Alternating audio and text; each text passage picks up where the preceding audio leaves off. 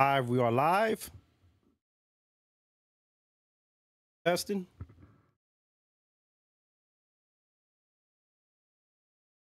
Yep, SPR says we are live. Welcome, my friends, my family, my fellow gamers. Your only friend these YouTube streets, Puertorock77. And we're gonna do something a little different. But before I get to the explanation, I first want to say thank you so much for rocking out with the channel. In joining, there is one thing I do want to mention.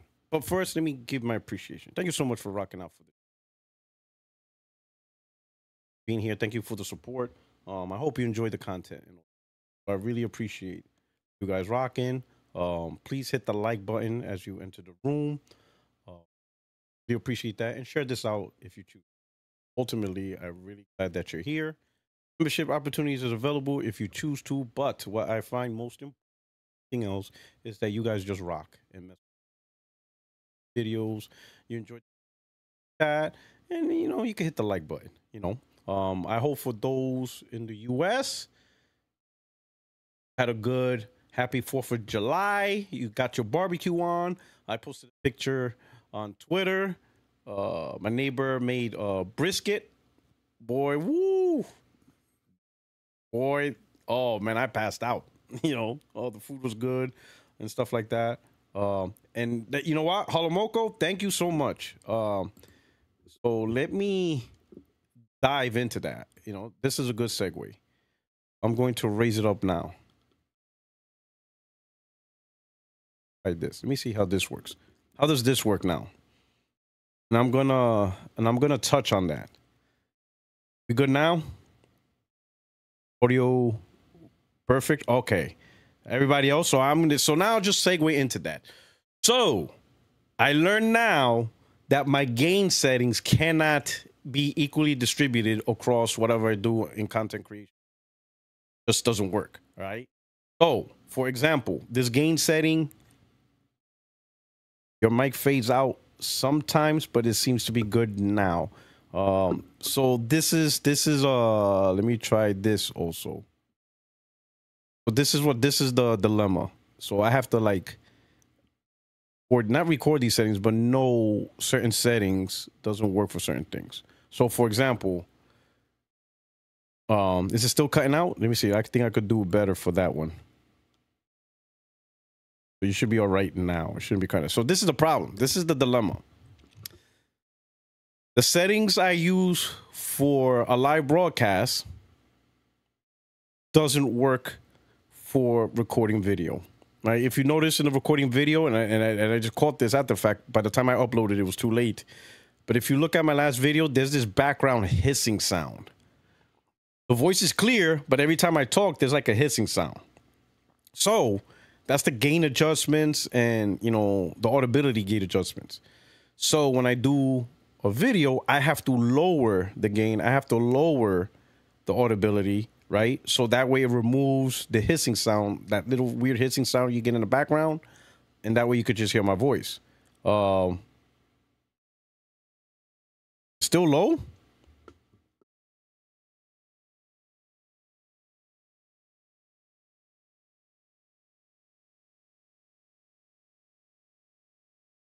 Oh. Okay. So now just okay, Leech. All right, thank you. I thought it was just still low. Okay, it's good for me. Good. But when I do videos, the settings can't be the same. So now when I do a video, record a video, upload, you don't hear the hissing now, right? This really only happens in the video. And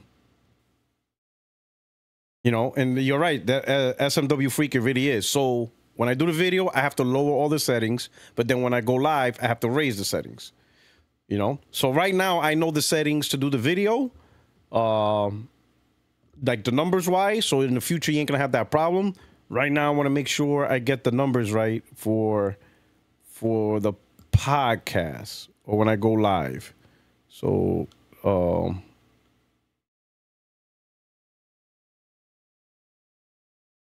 I want to make sure you don't hear like a hissing sound and stuff like that. You know what I mean?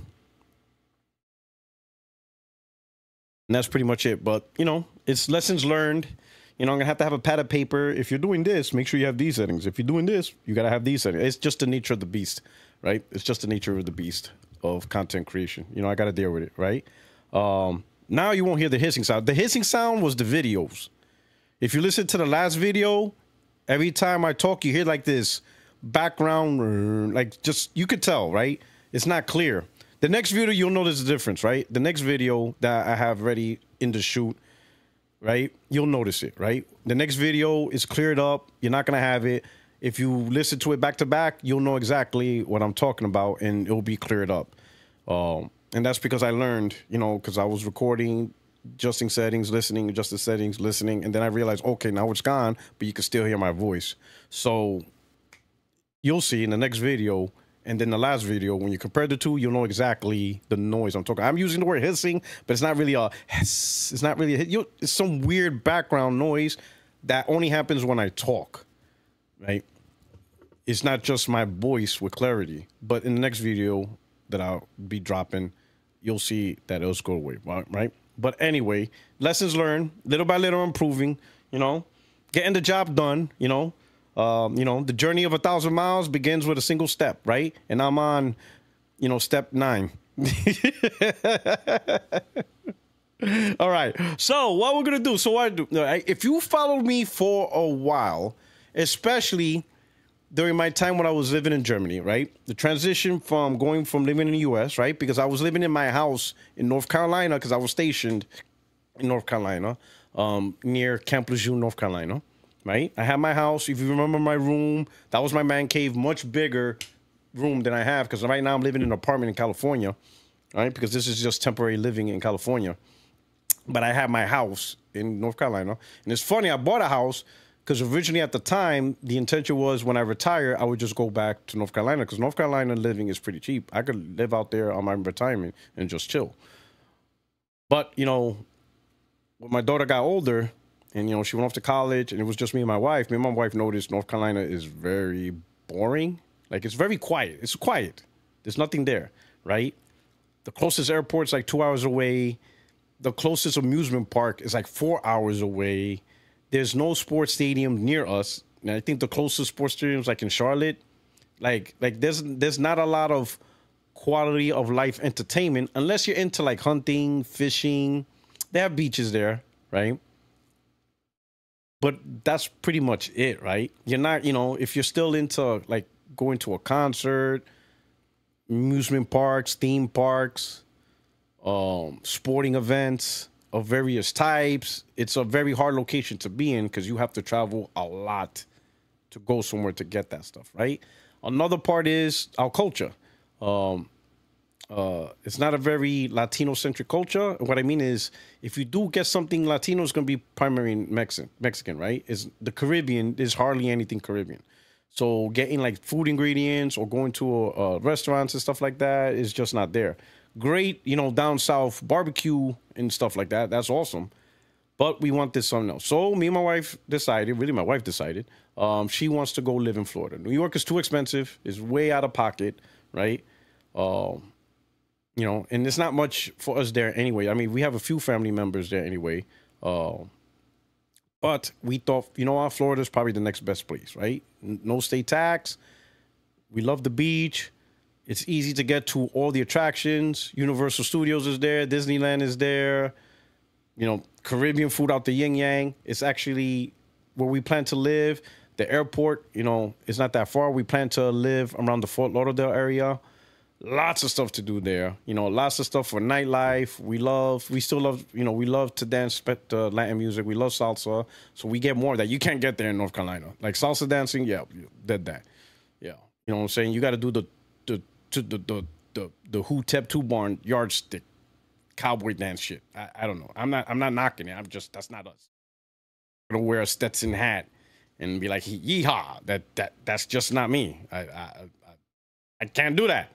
You know, I'm from the city and I'm Puerto Rican. Just imagine me in a cowboy hat and you see me on TikTok doing the, you know, the donkey tonk. I don't know what you call it. I'm just not doing that. You know, I'm a salsero. That's who I am. This look weird. I can't do it, right? So go to Florida there. You you know, and find opportunities there and to enjoy life over there. So that's the thing, right? Where was I going with this? Oh yeah, okay. So those who's been following me along, you saw where I, you know, the room I was in, and then I got orders to Germany. And some of you know clearly, you know, the time in Germany. The biggest thing that happened in Germany was, in terms of content creation, was pretty much 60 frames no lag podcast pretty much got wound down because the time difference between, you know, the panel and me, I would literally have to I was doing podcasts like at 2 in the morning to meet the same timeline. And I'm like, man, I can't, like, I would do podcasts like at 2 in the morning, Thursday, for the Wednesday evening. Cause it was like 6-7 hours ahead. Right. So like 7 p.m. Eastern time was like 8, 9, 10, 11, 12, 1, 2. Yeah. 2 a.m. on a Thursday. So 7 p.m. Eastern was 2 a.m. Thursday. And then I had to be at work at 5:30. You know, I did that in the beginning and I'm like, I can't do it. Right. So pretty much the 60 frame lag podcast was put in a hiatus for almost 2 years. And all I was doing was pretty much solo stuff, solo lives and videos. Right. So I was doing that for the most part. But throughout that time, I wanted to do something more than just a solo live. And I talked about doing kind of like a call-in show, because I saw this from other YouTubers that was doing it. So they would just have calling guys come in. You know, people will call in 5-7 minutes talking on a topic. Could be just talking, could be debating, whatever. And then they would just rotate people. And I just was thinking about that, but I never got it to execution. All right. Fast forward to California, back home. I mean, in terms of being in the United States, set up the podcast, and then I just went back to the old routine, podcast, and then it just went to the old style of content creation, right? Now I added the Friday Night Live. Sometimes it's on Saturday. Again, I didn't have it yesterday because it was 4th of July. Z was supposed to be a guest, but he had a medical thing he had to take care of. So we're going to have him next week on the show, right? So now usually with the Friday Night Live is either going to be a guest or it's going to be me. But I'm thinking I got to do something a little bit more than just me, right? Because then it would just be like 60 frames no lag, but just me. I don't want that. I want Friday Night Live to be different. Primarily a one-on-one chat with a guest. I think that worked well. I think I received nothing but more, how would you say, more positive receptions, right? Some people said they enjoy that than the 60 frames on like podcast, right? Which is fine because that was one of my intentions. And what I mean by one of my intentions is provide a content that you guys can enjoy, right? Some people don't enjoy the 60 frames no like format. Some people say it's too many people talking. You end up arguing. It's a little bit chaotic, you know. Some people cap too much, you know. It's not perfect, right? It's a great show. Some people enjoy it, but some people enjoy the one-on-one more. It's a little bit toned down. Good conversation with clarity, a lot less noise, you know what I'm saying? And so that's really what I wanted to go for, was another option that is different than the 60 frames no like podcast. That is why, Extreme, I am not going to have you on the Friday Night Live, because then it's literally 60 frames no lag redux. That's why, Extreme, I can't have 2.0. I can't have 60 frames no lag 2.5. Or whatever, 2.0. It can't. It cannot be like the previous. It's not meant to have other people riff, whatever. So it's primarily designed for one-on-one. Now, in the event I don't have a guest, last week was pretty good, right? Doc came on, Extreme came on, and it was still enjoyable, right? But I'm thinking, you know, I don't want another 60 frames no lag podcast. I don't want 2 of them, or even a semblance. I want to do something different. So I'm thinking, so it dawned on me yesterday, right? While I'm stuffing my face, you know, well, I already stuffed my face, right? And the itis was kicking in. I had a dream. I had a dream of Germany. I'm always dreaming about Europe. Europe was amazing. Anyway, and I remembered, wait a minute. What happened to my idea of doing a call-in to get people in, jump in a room, quick chat, could be a quick debate, or it could be a quick conversation to chime in and just rotate the people out. Now, a lot of people already did that, right? So it's not like I'm starting something new. People already jumped on that train, but I don't really care. Because people were already doing that when I first talked about it back in Germany. It's just becoming a little bit more popular now, right? So that's exactly what we're going to do today and see how that works. If you notice on my pinned screen, that is the temporary link to my Discord, right? Okay, and for the mods, you know, if you could do me a favor, please pay attention to what I say, because there's going to be people jumping on to the room or jumping on to the chat like 10 minutes from now, 20 minutes from now. You know how people jump to the gym. If you don't mind reminding new people, so like if you could just put every 10, 20 minutes or so, hey, for anybody just jumping on the video now, the live now, Puertorock is doing this. Just click the link, do these instructions if you want to participate to do that, okay? So we'll do that, okay? So the link is there. The link is there. On the link, you go into the Discord. To the left, you're going to see a specific room that says 60 FNL waiting room. If you want to debate a topic or counterpoint or just add context, it doesn't even need to be a debate. Just add context, just part of the conversation. You click the link, join the Discord. To the left, you'll see 60 FNL waiting room. Jump in the room. That's the only place really you can go, and stand by there. Then I will pull you down into the live, right? And then I'll just do a quick introduction, real quick. Now, we're not going to talk about your history in gaming because we don't have time for that. Just your name. What's your name? Hey, what's up? What's your name? And what's your preferred platform? That's it. Your name, preferred platform. That's it. Hey, what's your name? Preferred platform. Cool.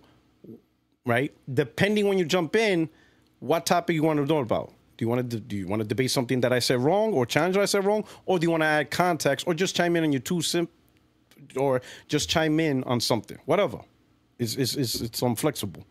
Okay, so that's what we're going to do, and we'll see how that turns out. Like I said, I want to do something different. I want to do, you know, the guest conversation is different, which I like, and I got positive feedback. But in absence of a guest, and it's just me, I really just don't want to be just me talking, and that's it. I know some people enjoy it, but I prefer a little bit more engagement, more interaction. So we're just going to throw that out there and see how that goes. All right. Before I kick off the theme that might start the roaring fire, you know, let me go through the super chats. We got Face23BK. Thank you so much for the super chat. If Sony is gonna bring its single player games to Xbox, then why is Xbox gonna make a PC hybrid console? That's a good question. So is what I mentioned before. If you followed along what I mentioned before, and let's put it this way, to understand why, and I don't think it's a hybrid console. That's the thing. I think so many people keep using the word hybrid console that is dominating the conversation. And then when all these devices comes out, people will realize, wait a minute, this is not a hybrid console. This is just a PC.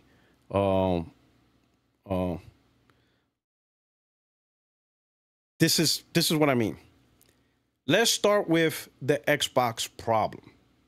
Their main problem, right, from a corporate standpoint, is their hardware.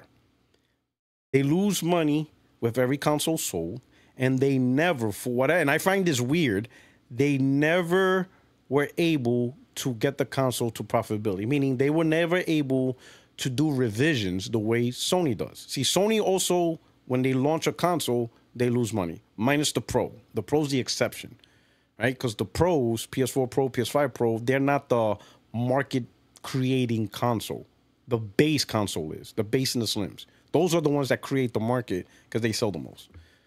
Sony and Microsoft both sell their consoles at a loss because they are trying to push technology. Nintendo doesn't sell their consoles at a loss, but they're not trying to push technology. They're not trying to get console at the front cutting edge of the best technology possible. That's not their thing. They stopped doing that, right? But Sony and Microsoft, at least recently, up until now, even Sony still does it. Never mind the word jargon. They want powerful technology. They understand they want the games, they want the ray tracing, they want all that stuff. They want all that great technology. But in order to get that technology into consumers' hands, they have to spend money to build it and then sell it at a loss to the consumer, because the consumer is not going to jump at $1,000 console or whatever. So also what they do is, and I'll use VG Fight School's metric, he said that Xbox loses $200 for every console they sold prior to the price hike. What that means is, we'll use the Series X as an example. Microsoft spent $700 per build of the Series X to get it built. And keep in mind, the parts, components, from the power supply to the CPU to the GPU, they get those things at a cheaper price because they buy it in bulk and volume from the vendors. Like the CPU and GPU, they get it in bulk from AMD. The power supply, they get it in bulk from whatever company they do. The SSD, they get it in bulk from whatever company they contract. They, you know, so all these components, they get it at a cheaper price compared to what we pay for. So what we pay for from a store to buy a GPU isn't the price that Microsoft buys, you know, whatever, okay? So that $700 that they spend on the Series X stretches farther than what we could. That's why you can't really build a PC of that year when the console launches, right? So, or $500, you can't, right? That's why this whole conversation of, oh, I could build a PC at the, you know, equivalent of a PS4. You can't, because these companies are buying GPUs, CPUs, power supplies at a much cheaper price than we can ever, you know, build it. We would have to wait years to finally get a PC that can, like in about 4 years, maybe 3 years, yes, you'll build a $700 PC that's better than a Pro. But that's because, you know, well, who knows if parts get cheap in 3 years, right? With the tariffs and all that. But traditionally, that's how it works. But the year the console comes out, you're not going to build a PC at that price the year the console comes out and do the same thing. No, because the companies bought those components cheaper, right? Okay. So the $700 Series X, really, you know, they got the most bang out of the buck for $700, and then they sold it to us, to the consumer, for $500. That is why when the Series X launched or when the PS5 launched, you couldn't really build a $500 PC in 2020 that can do a PS5, because the PS5 and the Series X, let's assume the PS5 was also $200. I'm just making up a number now. They actually built a $700 console, and that $700, they were able to get more out of the type of components they needed as compared to the consumer, and then they chop off $200. You're not going to build a PC under those conditions that could compete with that. There's too much cost savings that the company get to build the console, and then they chop off $200 on top of that. You're not, you know, so in 2020, when console gamers like, you ain't gonna build a PC at $500 a computer Pro, you can't. You don't get the deals Sony and Microsoft got. When Microsoft and Sony buys GPUs and CPUs and power supplies and cooling solutions, they're getting it at a much cheaper price because they're buying this stuff in the millions, as compared to the consumer who's getting it off a PC part picker, and you're paying for a component that the company's going to make profit off, okay? And then on top of that, they say chop off $200, and we're going to sell it at a loss. That's why the conversation of, I could build, no, you can't. It's not possible. You have to wait 3-4 years, right? And even then, traditionally, you still couldn't do it. And I say traditionally because the previous gens, 3-4 years, the consoles would drop to $400, $300, $250. You ain't built, like, you're not building, when PS4 was $250, you're not building a $250 PC that does what, you know, the PS4 did at the time when it dropped to $250. Maybe now you could, like 8 years later. You see what I'm saying? So the corporations get these parts much cheaper than the consumer, and then they chop off even more off the overhead to get into the hands of consumers. So you're not going to do that, right? Okay. So Microsoft does that. There's two problems. One, for whatever reason, they were never able to do revisions of the console to eventually break even and then make money off the console. they have permanently sustained losses throughout the entire gen. So they always are losing like $200, $100, $150, whatever the dollar amount is. That's number one. And then number two, over the last two gens, they don't sell enough consoles to have a good grip hold of the market to where they get a good share of revenue from the industry through game sales, money transactions, you know, the 30% cut. Sony has been dominating that. So Microsoft's like, wait a minute. This hardware strategy is not working for us. We lose money when we make hardware, and we can't sell enough of it to really get a good grip in the marketplace for consoles. Got to do something. So the idea is just get rid of the console. But they know that's going to piss off people because Xbox started as hardware. It's literally in the name. Xbox. It's a box. So you got to have a box. So now Microsoft's like, all right, how can we have a box, but it's not really a box we have to make, that we have to cater, lose money over, do all this stuff? Well, it's simple. How about we just put the Xbox name on boxes that already get created? So instead of us creating a box and worrying about a customized OS, we just slap our name on boxes that already get made. And the company who makes it, they make money off it. PC Gaming. Dell makes boxes. PC gaming machines, PC laptops. Asus makes boxes. PC desktops, PC laptops, even in handheld, the Rogue Ally. They make boxes. So Microsoft's like, you know what? They make the box already. All we got to do is put our name on the box. Cool. So are we going to do OS integration, whatever? No. Windows 11 is already a gaming OS. That's what PC gamers use. So why does Xbox need to worry about another OS? There's no reason for that. There's no reason for a hybrid OS. It's actually kind of stupid. Why would you waste time, manpower, money, and resources to cater to another OS? You could just eliminate that OS altogether. You don't. PC gamers use Windows. So guess what? Console gamers are going to use Windows. So now you got Windows 11. I mean, you look at Windows 11 now. Windows 11's on desktops. Windows 11 is on laptops. Windows 11 is on tablets. That's right.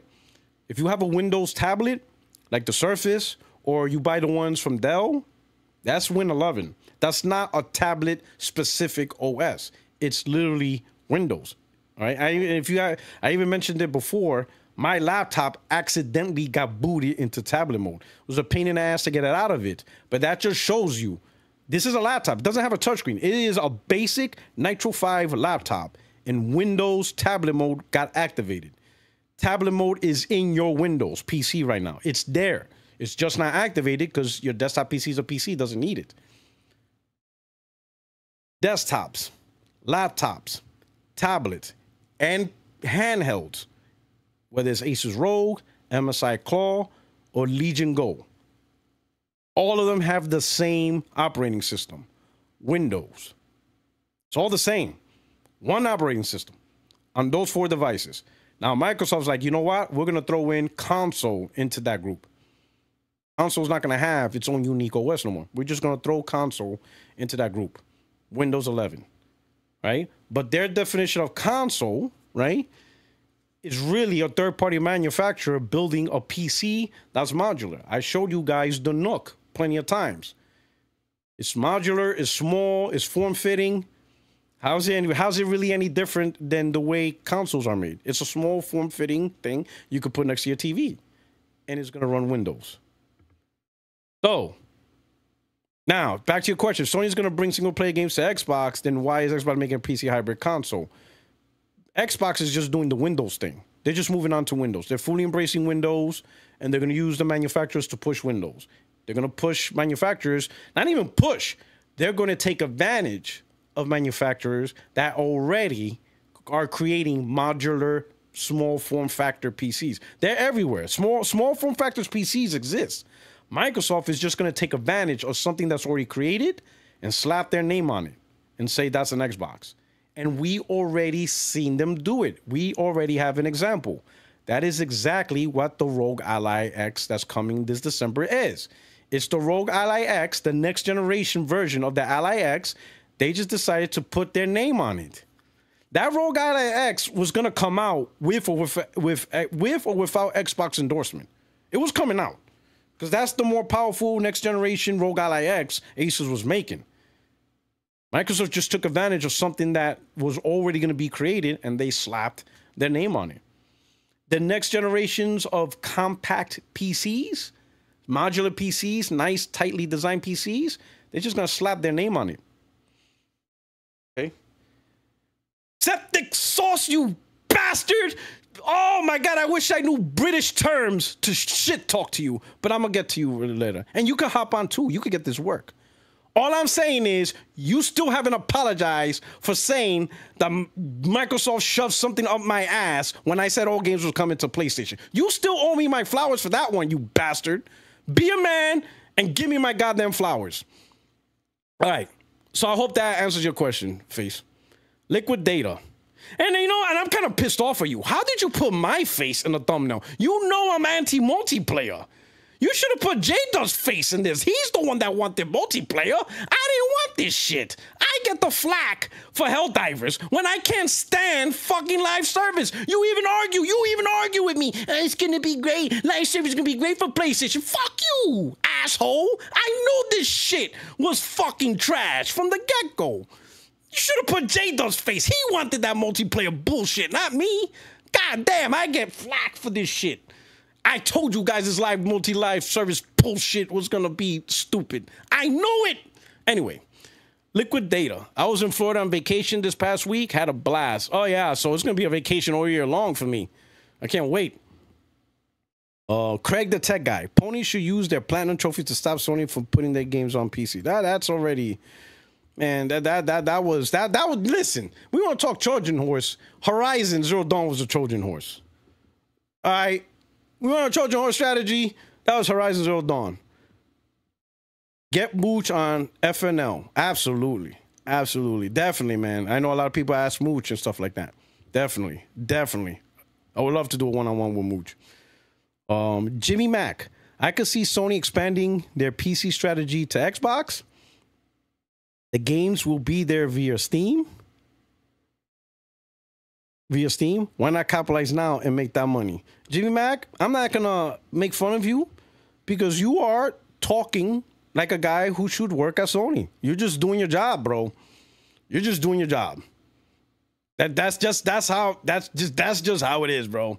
You know, you're making six figures in Sony. Shit, I would do it too. If Hiroki Totoki be like, hey, Puertorock, you either do what I says or you're fired. And then I look at my salary. Man, I make $560,000 a year. Sorry, ponies. These games going to Xbox. I'm like, I ain't losing my salary over this shit. Sorry, ponies. I tried. But, you know, the benefits and the healthcare, you know, shit's expensive now. I'm just saying. I ain't losing this job. Fuck that. Shit, I'll be the first one. Shit, I'll try to put that shit on the Switch too. Why stop there? You know, I need a promotion. Get me some corporate benefits. You know, you're not gonna mess with Microsoft. You see the layoffs? I'm not gonna be on that list. Michael Pierre, you take too long to read Super Chat, so fix that, bro. So and I completely understand that, but to be fair, and I know you ain't trying to hear it, it's hard to interject when there's a flow of conversation, and I'm trying to find a balance to that, right? Right? Because if somebody's talking and be like, hey, blah, blah, blah, blah, and then all of a sudden, hey, stop what you're doing. I got to read the Super Chat. It's like, damn. So I get it. I'm trying to find a good balance of Super Chat and conversation on the podcast. Because while the person who did the Super Chat, whatever, the rest of our audience, because I did have complaints. I remember before, I used to read Super Chats in the early days, like on the spot. Believe it or not, I got a lot of people be like, you know, they got annoyed because it kept interrupting the conversation. And a lot of people were getting annoyed. So it's like, man, it's like, you know, you can't please everybody. And then, of course, goddamn Septisaw says, welcome to PC, Puertorock. Now we can be friends. You bastard. I told you this multiplayer bullshit was gonna screw over PlayStation. Yeah, we need more multiplayer. You bastards. All of yous are bastards. Cannot stand you guys. All right? Cannot stand you. All right. So anyway, good to see you, man. We do need to make amends. I think, you know what, Septa sucked. I think what really screwed us over was the politics. I don't think it was the gaming, because you and I have different views of politics, and we never really actually did voice to voice, right? We went to trolling, and that's why I stopped. And you try to tell me like, oh, you're quitting Puertorock, you don't want to talk no more. It's because with politics, I don't like the Twitter. It could go down a dark path. Like politics, I don't treat as council war, or like to try to own people. I don't, when it comes to politics, I don't do, like, you know how many people right now I can talk shit to who voted for the president, and they say, oh no, it's gonna do this and all do this, and I told them no, bro, and now we see what we see. Do you know how many people I could go after Twitter? Boy, I could unload hell. You think I got receipts in gaming? Oh my God. I can unload hell on these fools, but I don't at all. One guy apologized. I said, damn, Puertorock, you were right. And I said, bro, don't worry about it. It's just, yeah. It's just, you know, yeah, you're right, Septus. Because I think Twitter, we probably didn't see each other's reasoning through Twitter, and we never actually hashed it out live. I think if we were to hash it out live, we would have a better understanding of our view. But that's why I stopped. And that's why you don't see me unleash legion. Like, bro, I got legions of receipts. Bro, you think I'm a menace in gaming? Oh my God. I would even destroy Charlie Kirk in this motherfucker, bro. But I don't, because I take politics serious. I'm not going to do the whole internet grifting or shit talking. I just, you know, some people said, damn, Puertorock, you were right. I'd be like, bro, I don't even chastise. I'd be like, listen, you thought what you thought. A lot of people spread bullshit. You didn't think it was. We're just going to have to deal with it. My advice is just 2026 is coming around. Make better decisions for 20. That's it. That's all you can say. If you regret your vote, don't worry about it. All we can do now is, you know, step up and show up 2026. That's what I tell people. When people say, damn, and I believe me, even in real life, my family was like, damn, bro, you try to tell us, fucked up. I tell them, bro, don't worry about it. Show up in 2026. Don't wait till 2028. We need every little bit of voting that we can. That's it. That's all you can do. Live and learn. Right? Anyway. All right. So, I want to start off with Hiroki Totoki. Is that asshole? And Graz, you do have automatic access to my podcast. I didn't block you, so you could jump in anytime into the live, just in case. But automatic access. Hiroki Totoki is our own Satan. I mean, Satya. Did I say Satan? He's our Satya. Through and through. Through and through. I don't trust this guy. He is Satya. They are in the same country club. They're the same. They're besties. Satya and Totoki are besties. I think he was the best man in Satya's wedding. All right? It's the same guy. It's the same guy. It's the same. They went to the same school. They got the same lessons. They're the same thing. They're the same thing. Through and through. You cannot convince me otherwise. All right? I understand the legacy of PlayStation and the brand identity. That shit is over with. You can forget about that. Those people are gone. And the people that remain, I'm going to be honest, they're worried about their careers, and they're going to do what Totoki says. If this is what Totoki wants, they're doing it. They'll say whatever bullshit they'll say to us to appease us, but in reality, they're doing what that man says, and that man don't give a damn. That man is a pure profit-driven machine. Machine. He will sell your mama if he could get 2 cents profit. Right? That man will get into human trafficking if he was allowed. If he was allowed to human traffic, he would do it. He would do it. If it was legal, he would do it. Sony would be a human trafficking machine if they were allowed to do it. That penny-pinching asshole doesn't give a fuck. Excuse my language. All right? That's just who he is. All right? That's just who he is. Okay? I'm going to start off with that. But I got someone in the waiting room. So we're going to start off with the Mighty Tree. So I'm going to jump him in. Let's see. Mighty Tree. Here we go. Oh, he got Black Myth Wukong with Craig on there. Hey, yo, Mighty Tree. Hold up, I gotta do something. Yo, what's good? What's good, Puertorock? Oh, snap, Mighty Tree, what's going on? You got the Black Myth Wukong with Craig.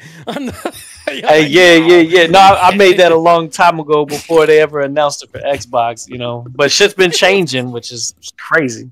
Yo, it's wild. Yo, the shit is wild, bro. All right. So you jumped in the room. Is there something particular you want to address? Talk to me about. There's a lot, actually. We gotta pick one because I know, but pick your biggest one because I want to keep this a rotating room. But keep in mind though, if you want to join, you want to hop on the podcast, you know, you're more than welcome to. Yeah, no doubt. So wait, so what Twitter. Is this then? No, this is like this. So this is like a quick round shot, 5 minutes, 7 minutes, because I want to get mass participation.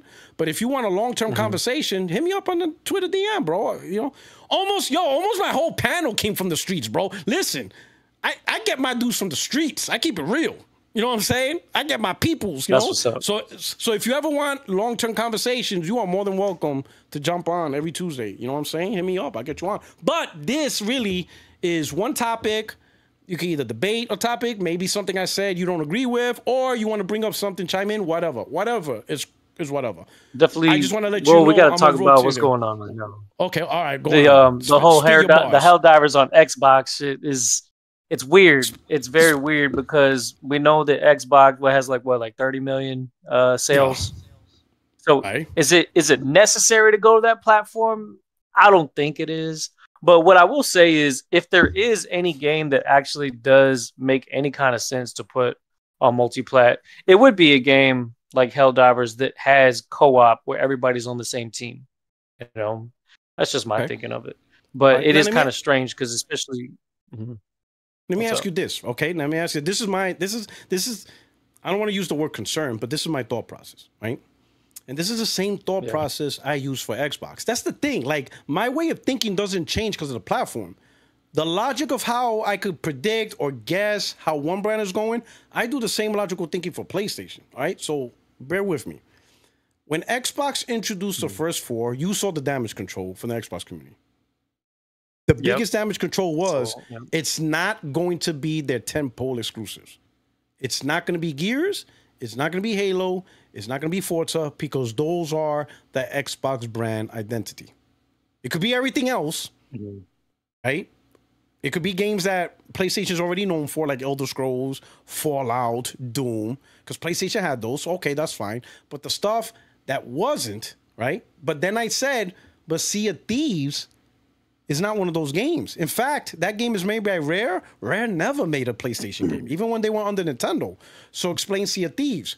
Their reasoning, again, was, oh, but that's live service. So that makes sense. So live service is all right, and games that's already had an identity on PlayStation, like Doom, Elder Scrolls, but the tempo exclusives, not going to go on PlayStation. That's what they said. So I asked this question. From a corporate perspective, what sense does it make that Sea of Thieves and all these other games benefit from more profit and money by putting on PlayStation, but the company's going to deny Halo, Gears, and Forza that same opportunity to make more money and profit? So now I pose that question for PlayStation. What sense does it make for Helldivers and all these other games to make more money and profit by putting games on Xbox, but they're going to deny games that don't sell no more? Horizon Zero Dawn. It's already maxed out on PC.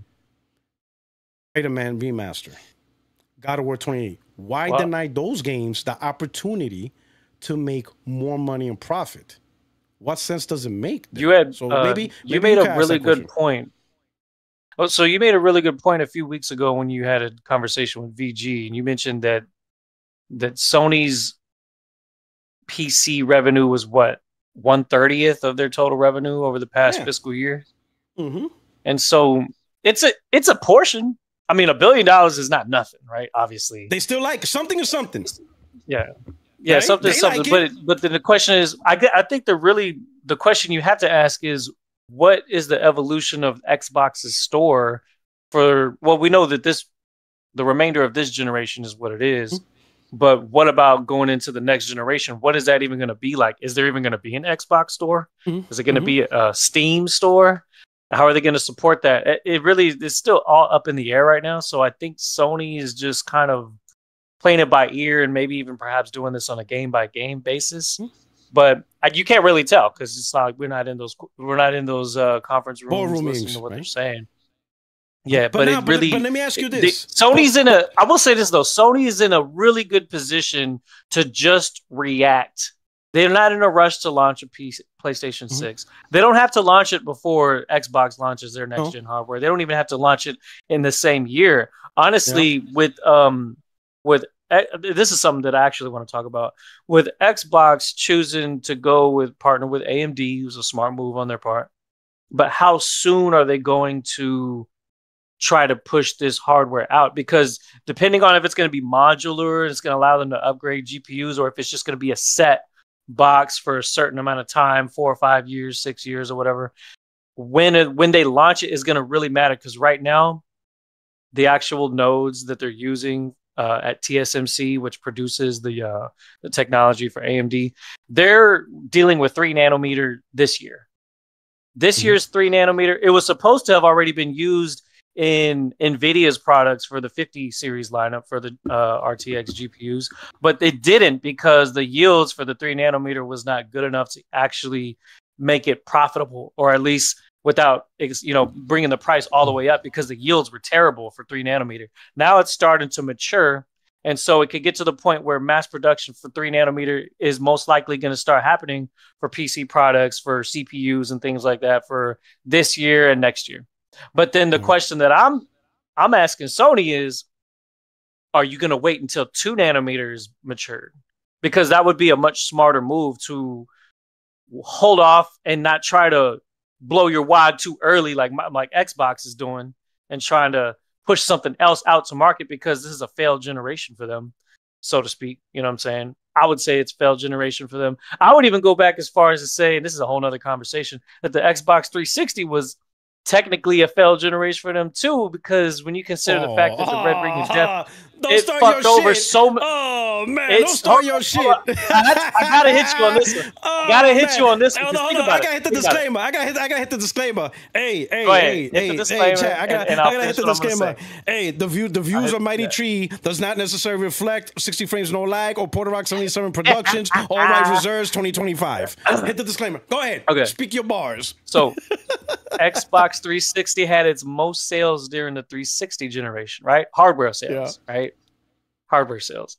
But those numbers were definitely inflated because so many people had to rebuy their Xbox. That's true. They had their warranties and whatnot, the Red Ring of Death, that affected essentially damn near every Xbox 360 I think most of us know. I will say this. I think most of us know, or actually was a consumer, one or the other, that bought at least 3 Xbox, 2 or 3 Xboxes because of Red Ring of Death. All right. I still got the same PS3 that I bought. I personally know people who rebought an Xbox because are broke now, right? But to be honest, I also rebought a PlayStation 3 Slim because the yellow light of death. So I was one of those on the. You had a yellow light? Okay. I had it twice. Right? Luckily, I had a warranty and switched it out. But I think everybody either was a part of or knew somebody that had to go through that. So that's a fair statement. And that did affect both Sony and Xbox. So you're absolutely right about that. But so that generation it's kind of like inflated as far as like the actual numbers. So if we consider, what was it, like 80, 90 million consoles sold for the Xbox 360, and that's actually my favorite generation. So I'm not going to hold you if you like the Xbox 360 era like that, because I know that was important for you. It's a great gen though. The PlayStation gen overall, it was a really good gen. That was the generation where, because 2007 is when I bought my PS3. And I was, I had just turned 17, getting my own money, working, right? So I was able to save up, get my own plasma screen TV and the PlayStation 3. I saved up and bought that shit with my own money. Expensive as fuck, wasn't it? That was expensive as shit. It was like a 42-inch Vizio. It was going for like 400 or something like that. Oh, all right. But so the PlayStation was more than the TV. It was the same because, so I had bought the 2007 40 gig variant, which was $399. Oh, okay. Okay. Didn't have the backwards compatibility. I waited a year because I couldn't get it. The first year, I so guess you got they the had slim like models. You got the slim models. So this no, was 2009. it wasn't a slim model. No, 2007. 2007. And I remember because it was Call of Duty 4 Modern Warfare and I think NBA Live that had T-Mac on the cover. Those are like the first 2 games that I bought. Oh, so you got the lower. Oh yeah, because there was 2 schools. There was like a $600 model and a $500 model. Mm-hmm. Yeah. Right. But then the next, literally the next year in 2007, they had a $500 model and a $400 model. Oh, okay, yeah. $399 model. It was like okay. Yeah. So they had the 80 gig that was 500 and then the 40 gig that was 300. So that's the one that I bought and I still have it. I did end up buying a slim. It was like $299. You know, the one with that one dude that was doing the awesome commercials. Yeah. I forget the guy's name. Was it? He was on the. I remember he gave that. We need that guy back. He needs to come back. That whole era was great. No, but going back to my point about Sony with this whole multiplat thing, it's weird because at the very same time that we're seeing games, okay, it's a new IP. Helldivers is not new, but like as far as like it being mainstream and picking up some steam, basically. Sony has kind of neglected some of their hardcore multiplayer games from the past. Like, okay, you could think about Killzone for an example, SOCOM. Those are things that could be revived. Resistance, that's another one that could be revived. What would they do with that if they did that? Because then you would have the possibility of them having to compete, like their fan base, their player base, having to literally have PC gamers in their crosshairs. And it's not the same with Helldivers. And Helldivers is friendly fire, you know. It's co-op. Probably going to call 500. We're going to call 500 kg bombs on each other, even on accident. So that's going to happen. There's going to be a whole lot of friendly fire, especially now it's going to happen on purpose. Once they see that Xbox crosshair, I feel sorry for Xbox dudes. Oh my! Even the PC guys are in on it. That surprised me. I'm like, wait a minute, the PC guys are going to fuck with the Xbox dudes? I'm like, oh, this is going to be bad. Oh man, it's gonna be a bloodbath. We'll see. It's interesting because I feel like what Microsoft has done is they're trying to basically if they're Trojan horse in anybody, they're Trojan horse in the PC market because they want to try to take the PC market as their market and call which it Xbox. Kind of is the case. Yeah, well, because Windows, right? A lot of people play games on Windows, so they kind of feel like they're entitled to that player base by default. Right. But the question that I got is, okay, well, then what's going to happen when the next console can play games using the Steam store? Does that mean that if you're using a Asus or something that has an Xbox name slapped on it, are you going to have to then pay for the console version of Game Pass or the PC version of Game Pass? And then if you're choosing to just choose the PC version of Game Pass, what's that going to mean for the console version of Game Pass? Is going to be basically dinosaured out and sunset over the next generation, and it'll still apply to the current gen, the series consoles. But then are they going to phase it out, and it's just going to be basically what's called right now PC Game Pass? And so what I'm saying is, I'm assuming, and this is just my assumption, that PC Game Pass is eventually going to go up to $15. Because they're going to want to make up for the fact that people aren't going to be paying for console Xbox Game Pass anymore. So you kind of have to prepare for that now. PC gamers are going to, if you use Game Pass, expect it to go up from $10. That's what I'm thinking Xbox is eventually going to do. But it could be too soon to say. And of course, it's going to happen down the line anyways because of inflation. So it will happen eventually. It's just a matter of when it's going to happen. And then what that's going to mean for current, Xbox console Game Pass owners that are paying twice the amount. So how does Sony react to that? What does that mean? That they're going to start going back to the PS3 days where you don't have to pay to play online? Because if I'm being honest, the games that are the forever games that are taking up the whole entire market are games that don't require a subscription. Fortnite, Warzone, for example, those are really good examples of games where parents, they let their kids play that all the time because they don't have to worry about forking out no subscription money for every year when they're playing on the PlayStation 4 or the PlayStation 5 or Xbox, One or Xbox Series. So they don't have to worry about re-upping that every year. And so kids just play that as a fallback. And so that's why they're so popular. And so it's really just showing these companies that people are going to flock to what is most beneficial for them, especially when it comes to free-to-play games. So I see that too. It's kind of weird. It's hard to track it all unless you got to have data to support everything. But that's what I see, that it's kind of going in that direction.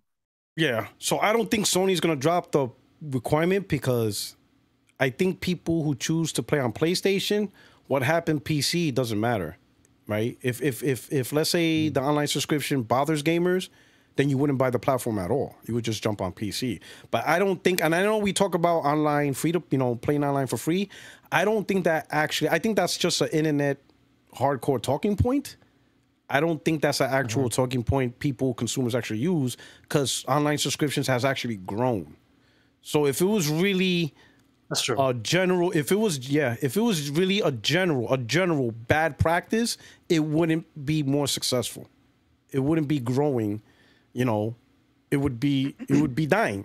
You know what I'm saying? So I don't think a lot of people really care that PC has free online. In fact, if you talk to some console gamers, they have this perception, and I'll say the word perception, that the reason why online has a fee on console because it has better safeguards versus cheaters, hackers online. You don't have to worry. Okay. You don't have to worry about. But I use the word perception.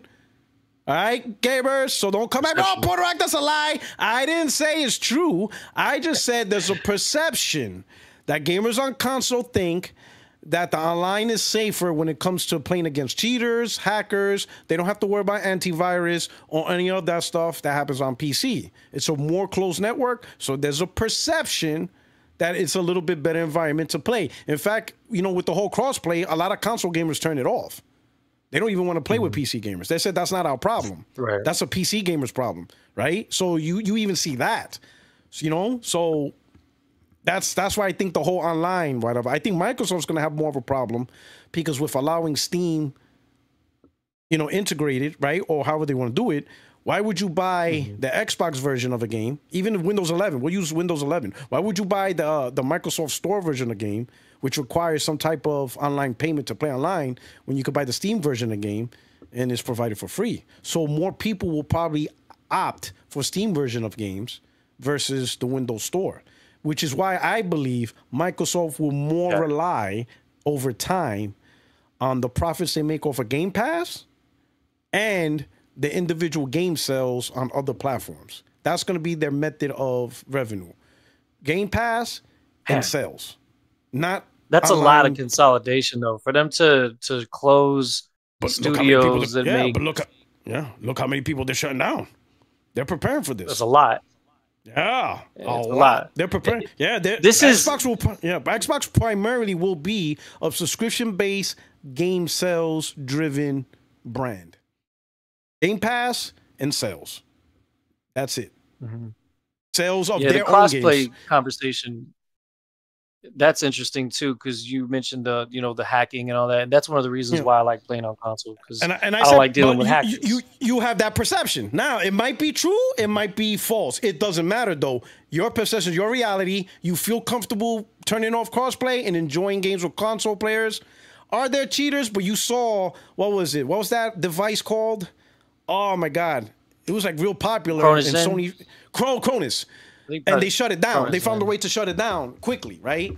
Things like that, right? So there's little things like that, But again, that's a perception thing, right? With console gamers. So I don't think console gamers mind paying online an annual thing if they perceive. And then also the little benefits, like the free games, or not free games, but the monthly game allowances that's given. Some people see that as a benefit, and like reduction in cost games, like you get extra savings being a member. So there's a lot of things that console gamers are cool with. That's why I think the whole online payment is a hardcore shit talking point online, but in the real world, no one really cares about that as being an aspect of gaming. They don't. You're right. There's an article that recently said that Sony's the PlayStation Plus is top tier of the subscription service, is the one that's seen the most growth. So people are actually spending more money on the top tier one than even the cheaper ones. Right. Hey, Me brother, personally, I I'm kind have of to get you out now. I have to get somebody in now. Somebody's in the waiting room. But hey, I'll hit you up on Twitter though. But yeah, hit me on Twitter. Yeah, if you want to hang out, your mic is clean. You know what I'm saying? I thought you were gonna like, turn on your camera and show your asshole or something. I'm like, oh, here we go. You know what I'm saying? But you're a cool dude. Hit me up on Twitter. We get you on the podcast. You know what I'm saying? And you get your time in, man. I really appreciate it. All right, brother, man. Thank you for coming through. All right. Before I get in the next person in the waiting room, let me do some super chats right here. We got Glinzer, Xbox throwing wild haymakers, PS counterpunching. Oh shit, he boxing reference. JD Gamer, stop with the false narrative. The reissued Xbox 360s were counted as new sales. They weren't. That was stated years ago. And PS won 2 gens and lost to Xbox. Lost 2. Xbox 0, then 4. All right, JD Gamer. See, you're too quick to defend. We're not saying the reissued Xbox. We're saying there were people who had a broken 360 and they didn't submit for warranty. They just went out and bought a new Xbox. Those are the people. With the same thing with the PlayStation with the yellow light up. Some people didn't submit the warranty. They just went out and bought it. I did. When my PlayStation Fat got the yellow light death, I didn't submit that shit for warranty or try to get it repaired. I just bought the PS3 Slim. So technically, I bought 2 PlayStations. So PlayStation 3's total includes me buying 2 of them. That's what we're saying, JD Gamer. Come on, man. Got to slow down and, if you're going to be a lawyer, slow down and understand what the conversation is about. We're not talking about the reissued warranty. There were people that just outright bought new Xboxes as their Xbox broke. They didn't put in for warranty. They just gave up on that. That's what they did. Some people did that. Donnell Brown with the super chat. Thank you so much. Old man, when you get a Switch 2, I got you Metroid 4. If you don't want that, I got you a new ND new game. It's all for entertainment you bring. Really, I'll be honest, man. Metroid's really the only main game I really care about from Nintendo. Metroid, especially the Prime Saga. So that's probably going to make me get a Switch, is Metroid Prime 4. It is. It's a game I want to play. It's probably going to be $80.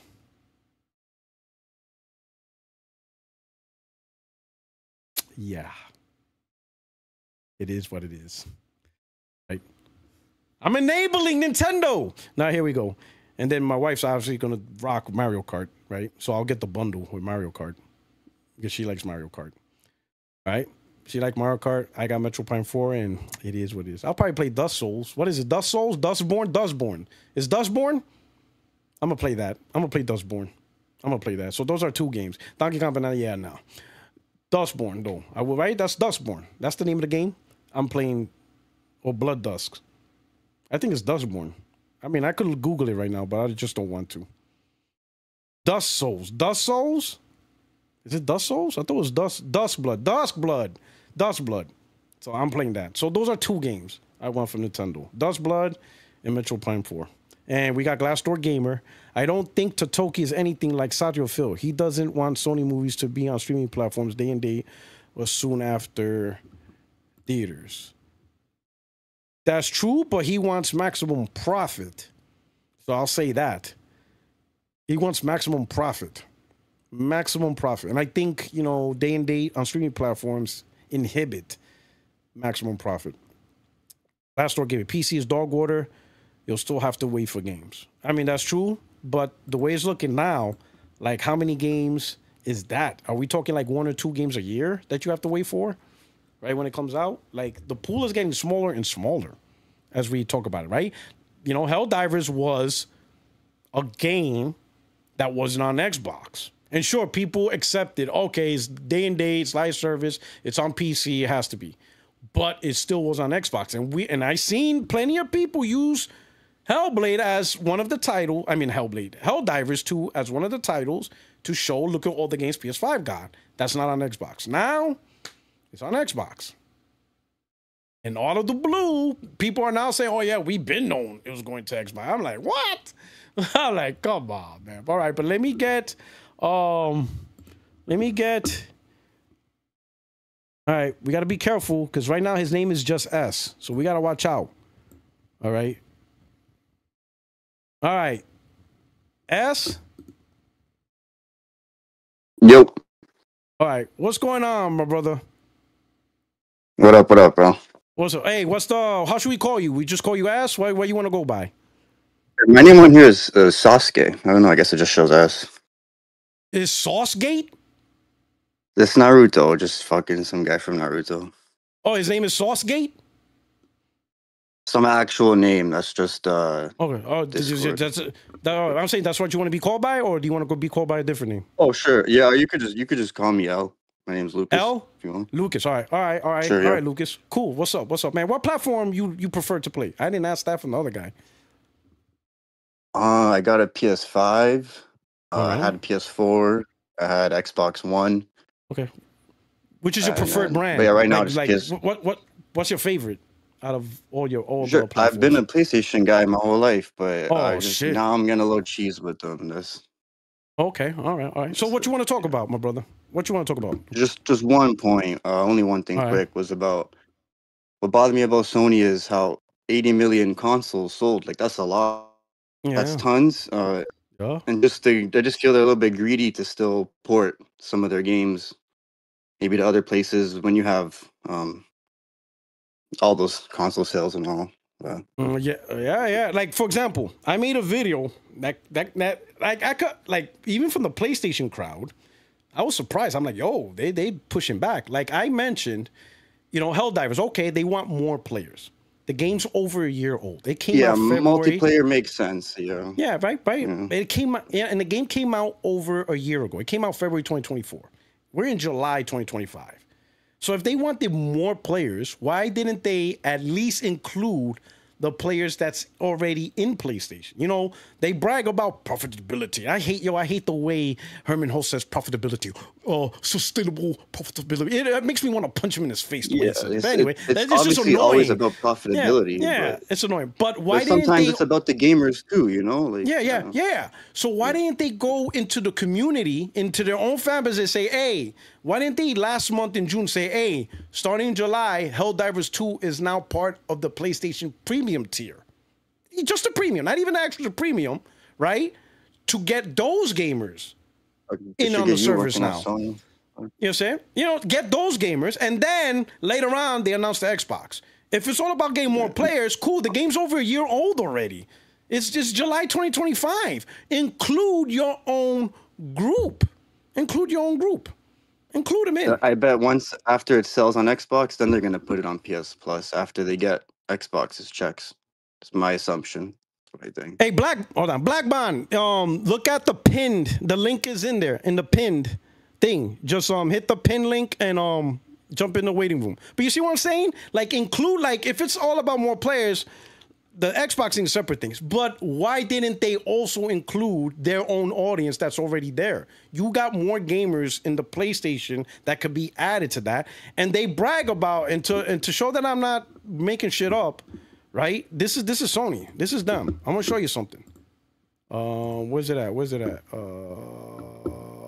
Almost put it on the screen. Oh, here it is. Okay, this is them. This is the shit they're saying. Look how they brag about their subscription plan. They love it. They love the audience. They love the gamers that are subscribed to Premium and Extra. In fact, 38% of the PS Plus subscription is them. And since they pay a higher tier of their subscription, they're probably putting in, dollar-wise, a good portion. Because the Essentials is $79 a year. So it's the lowest tier. These guys are paying like 100 plus. I think premium's almost like 180. So they're putting in more money and they love it. So why not hook them up? Canadian currency is so much over here. Oh, yeah. Tier. Yeah. So why isn't PlayStation looking out for their own audience if they want this game to have more players? Because really the real money in the live service is the money transactions. It's the long-term revenue they get through all these maps and dances and suits and all that stuff. 100%. And I saw some comments in my video. They were like, "Oh, you're hyping day and date." I'm like, "No, dummy. I didn't mention day and date. This game is over a year old. It came out February 2024. It's July 2025. So just drop it on PS Plus Premium since they're bragging about it." So I'm like, man, these guys aren't even doing that. You know, they could have last month in June announced Helldivers 2 on PS Plus Premium for July, and then do this announcement. Granted, this announcement is still big. It's still like, whoa, what the fuck? But at least you included the rest of your own fan base. It's crazy. So what do you think? Let me ask you this. I understand a company needs to make money. They're all that. You got to do profitability. But you got to think about the game, the people who are giving you the money too, you know? It's like... Yeah. Right? Like, PlayStation gamers put in more money into PlayStation than Xbox gamers. Even with this, Helldivers going to Xbox, 100%. You're still not going to beat out those PlayStation gamers, because those PlayStation Premium gamers, they're paying a higher tier subscription, but they also bought the console.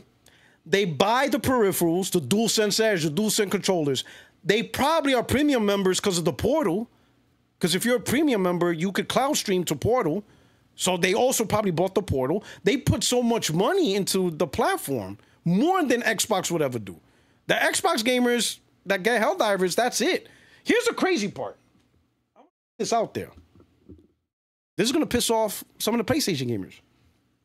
You do realize it is cheaper to play Helldivers on Xbox than it is on PlayStation. You know that, right? See, that's where I start to get a little frustrated with PlayStation, just personally. I don't want to, like, whatever. I don't. Yeah, you want to know why? I'm going to show you. Yeah. You can get an Xbox, you know, now it's expensive, but just look at the annual cost. To play Helldivers on PlayStation at a minimum, and of course there's little deals and stuff like that, but in general, it generally costs $80 to play online on PlayStation. So it's costing you $80 a year to play Helldivers on PlayStation.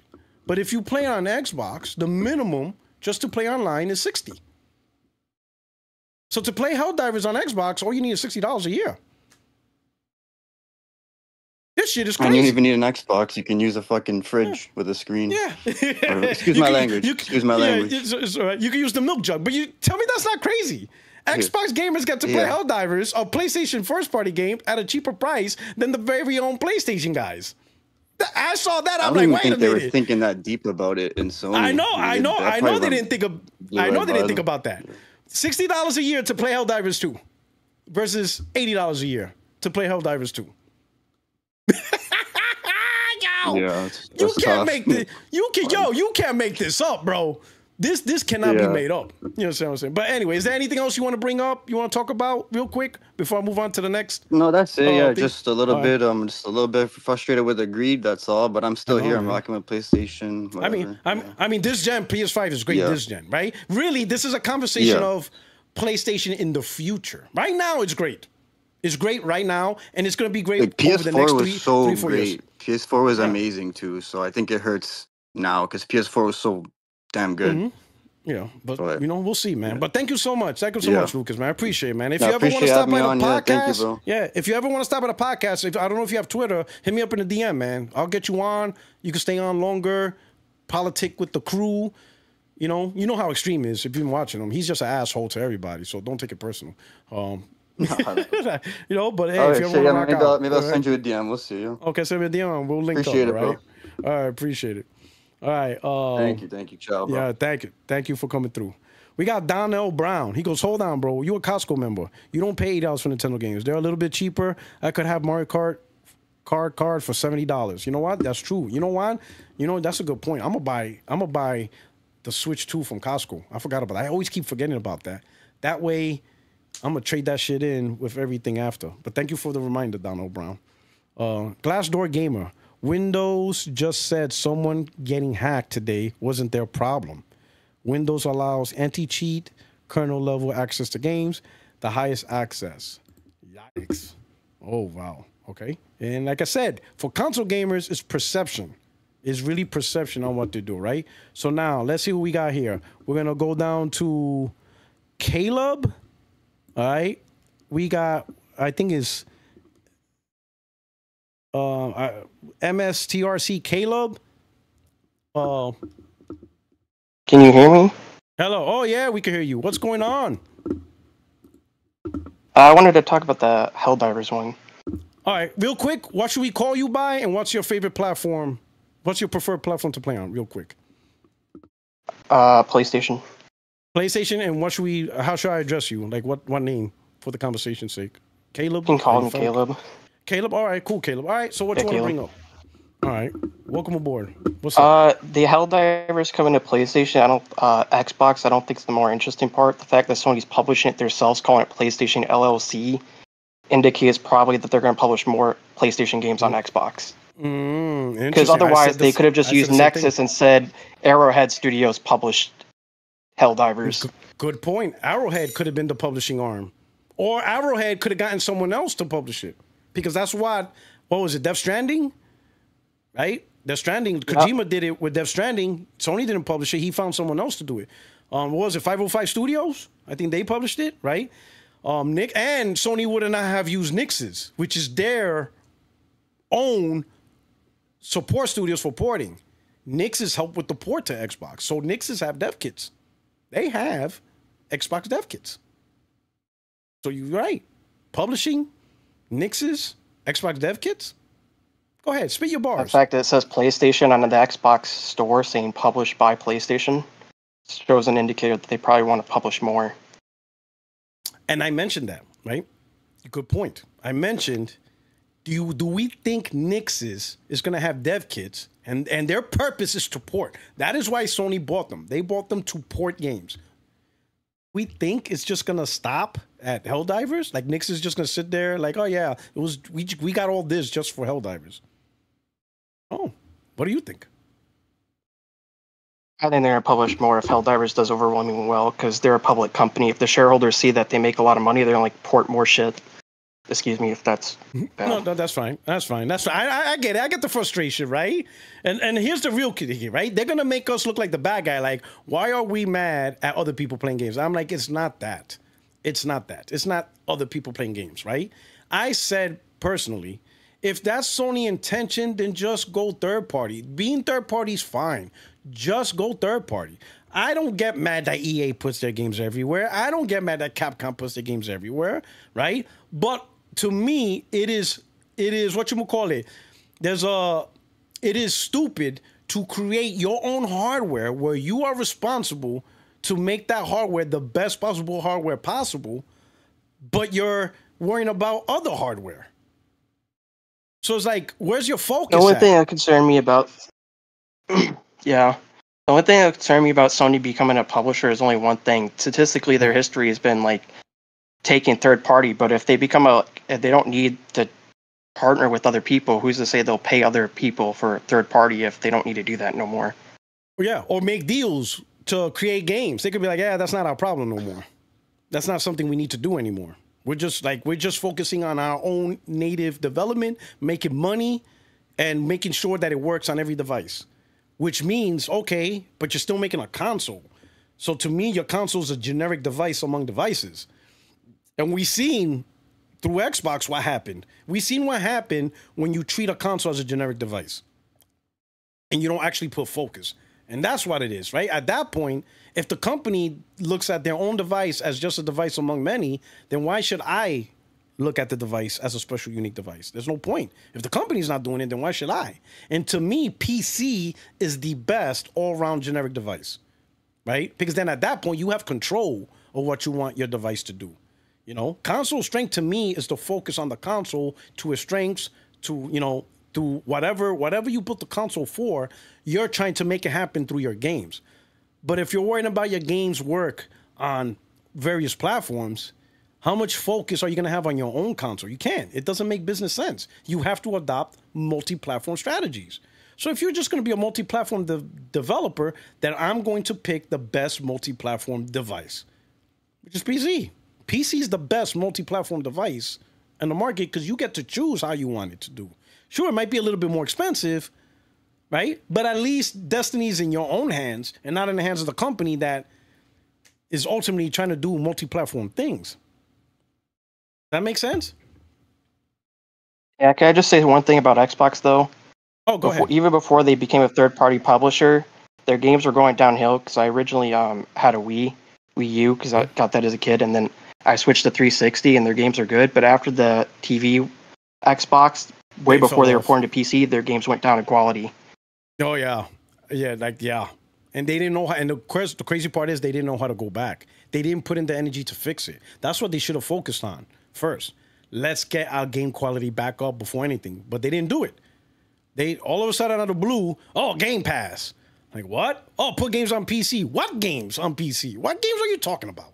Like, what are we talking about? You got no games that you're going to put on PC. Yeah, it was crazy. They didn't focus on the quality. And yeah, good point. All right, my brother. All right, let me go move on to the next because I didn't realize. But hey, if you're interested on hopping on a podcast or just showing up, man, let me know. Hit me up in the DM, man. I really appreciate it. Thank you so much, Caleb. All right. Oh, man, this one's going to make me nervous, but we're going to try anyway. All right. He got no picture, and his name is T.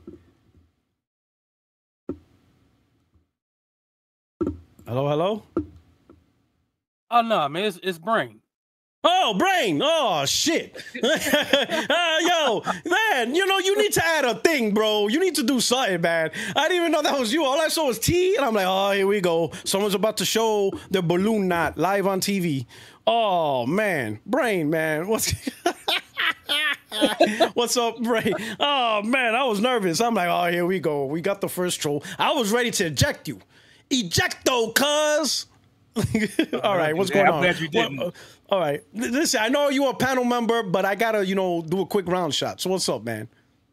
Yeah, no, I actually wanted to, just say a little bit on this because I gave it some thought, and my thought is this.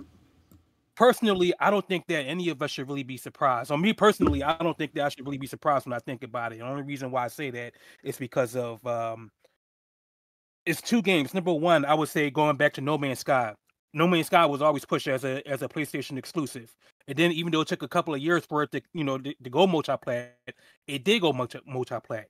And then secondly, and to me, and this was the one that was more of a was more of a gray area. I know Sony doesn't own Lego, but they allow their licensed property to go on, for Lego to publish it with Horizon Zero Dawn and for it to go on a Switch. To me, I think that was really the time when people should have been like, hey, wait a minute. Sony's probably taking a page out of Xbox book, or if they're going in the same direction as Xbox. And lo and behold, here we are. A couple of days ago, we hear about Helldivers going to Xbox. So it's. I think I think you already hit it on the head, huh? Yeah. Like for me, like I agree. Now looking in hindsight, we probably should have saw the signs earlier. For me, yeah, there was to me, and you heard me say it. That business segment, when the moderator said that Totoki changed the strategy of the first party studio from being a platform enabler and marketing tool to now a profit growth entity. That's when you heard me. I said that concerns me. That statement concerns me. So that's when my eyes was like, all right, I'm gonna see how this, I'm gonna see what moves in the future. So I was waiting for that move. And to me, Helldivers is that move. That's why people are like, oh, Puertorock, you're crashing out. I'm like, no, I was already in the warning zone after that business segment. Once the moderator said that Totoki changed the goal of the first party studios, they're no longer have to worry about being a platform enabler and marketing tool for the PlayStation console. Totoki doesn't want that. He wants them to focus on profit growth entity. Mm-hmm. Right? Completely different. That means you just worry about making profit as a studio. Don't worry about trying to sell the PlayStation console. That's not what I want you guys to do. Make profit. So I'm like, I said, I have warnings about that. My spider senses, the Peter tingle is tingling now.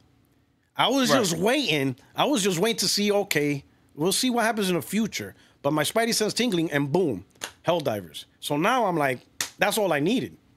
They made the move. And it's not going to stop there. And Nix's did the port. And PlayStation's the publisher. I don't need no more. People say, oh, let's wait and see more. I don't need no more. Listen, I'm on the Titanic. I don't need to wait to hit the iceberg for me to know to jump off. I'm jumping off now. You guys could stay and wait for the iceberg. I'm not. I'm on this boat right now. I'm out. I'm out. You see me cranking.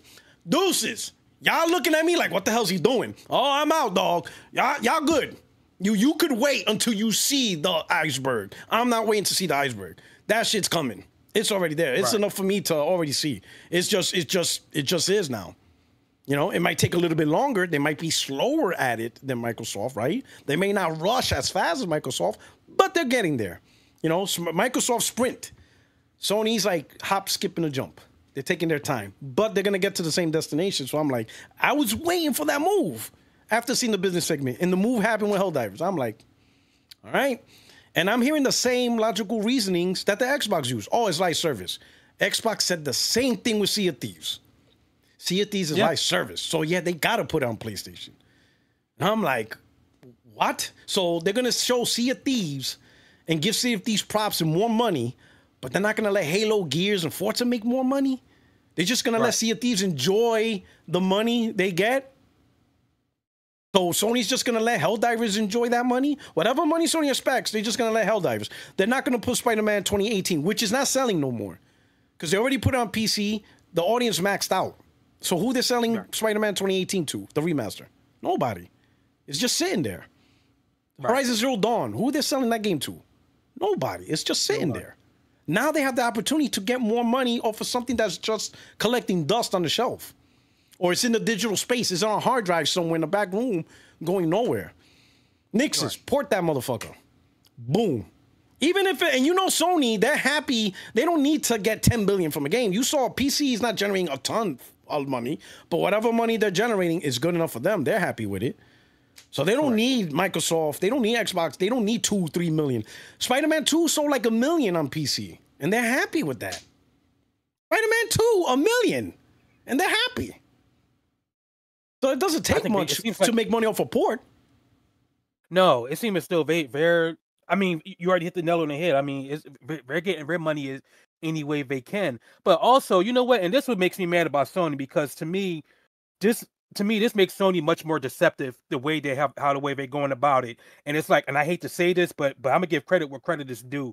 I give more credit to Microsoft and Xbox, because at least they have been upfront about it, and they have always been advertising it. Whereas with Sony, it's like, no thing, or at least I thought that things were always going to be exclusives. Sony, they pride themselves on their exclusives, and their exclusives are truly going to be exclusive to the PlayStation ecosystem, with the exception of PC. But now it's like, you know what?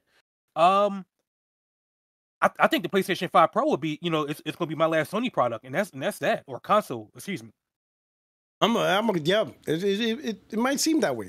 I have a feel. I wouldn't not be surprised if by 2029, because there's rumor, I think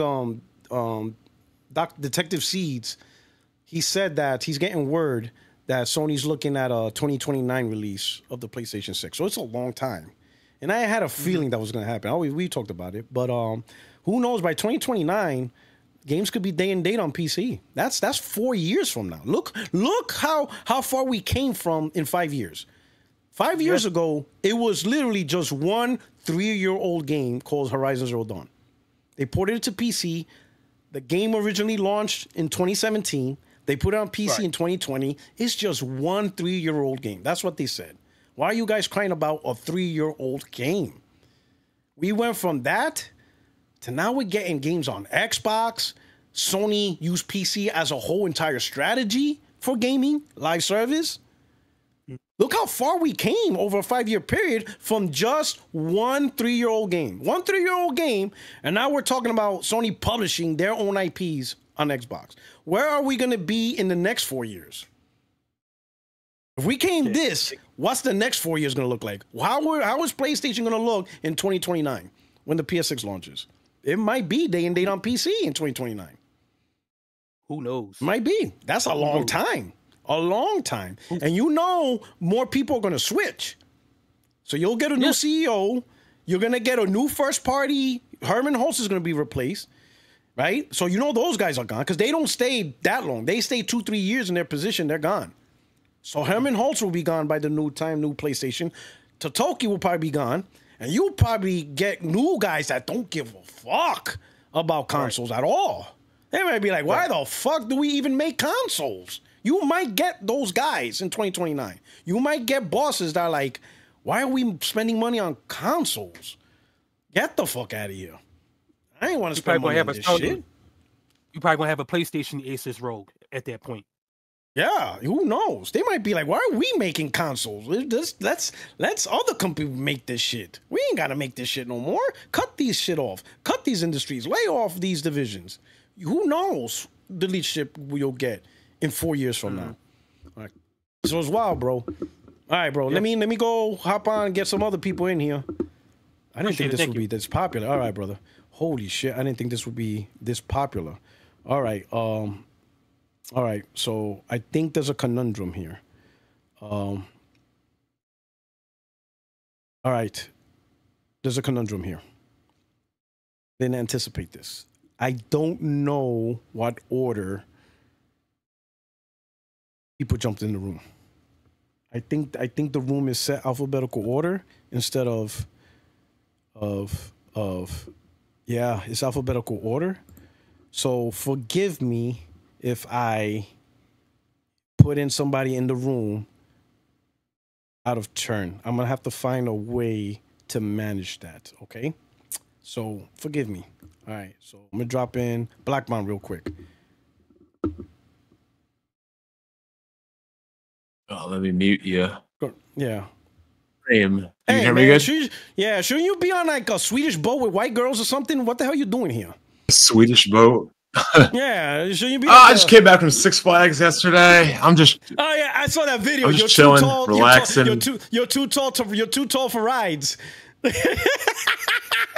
Like, hey, bro, yeah, I got it.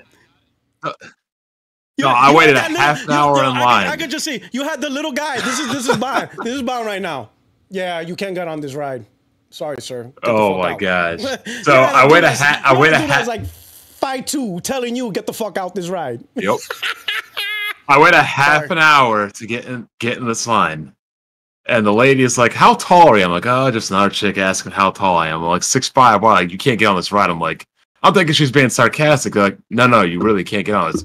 There's a height limit. I'm like, yeah, minimum height. They're like, no, like you're too tall. I'm Max. Like, well, why wouldn't anybody tell me that when I walked in? Why you have me waiting here for a half hour? There should be a sign in the front.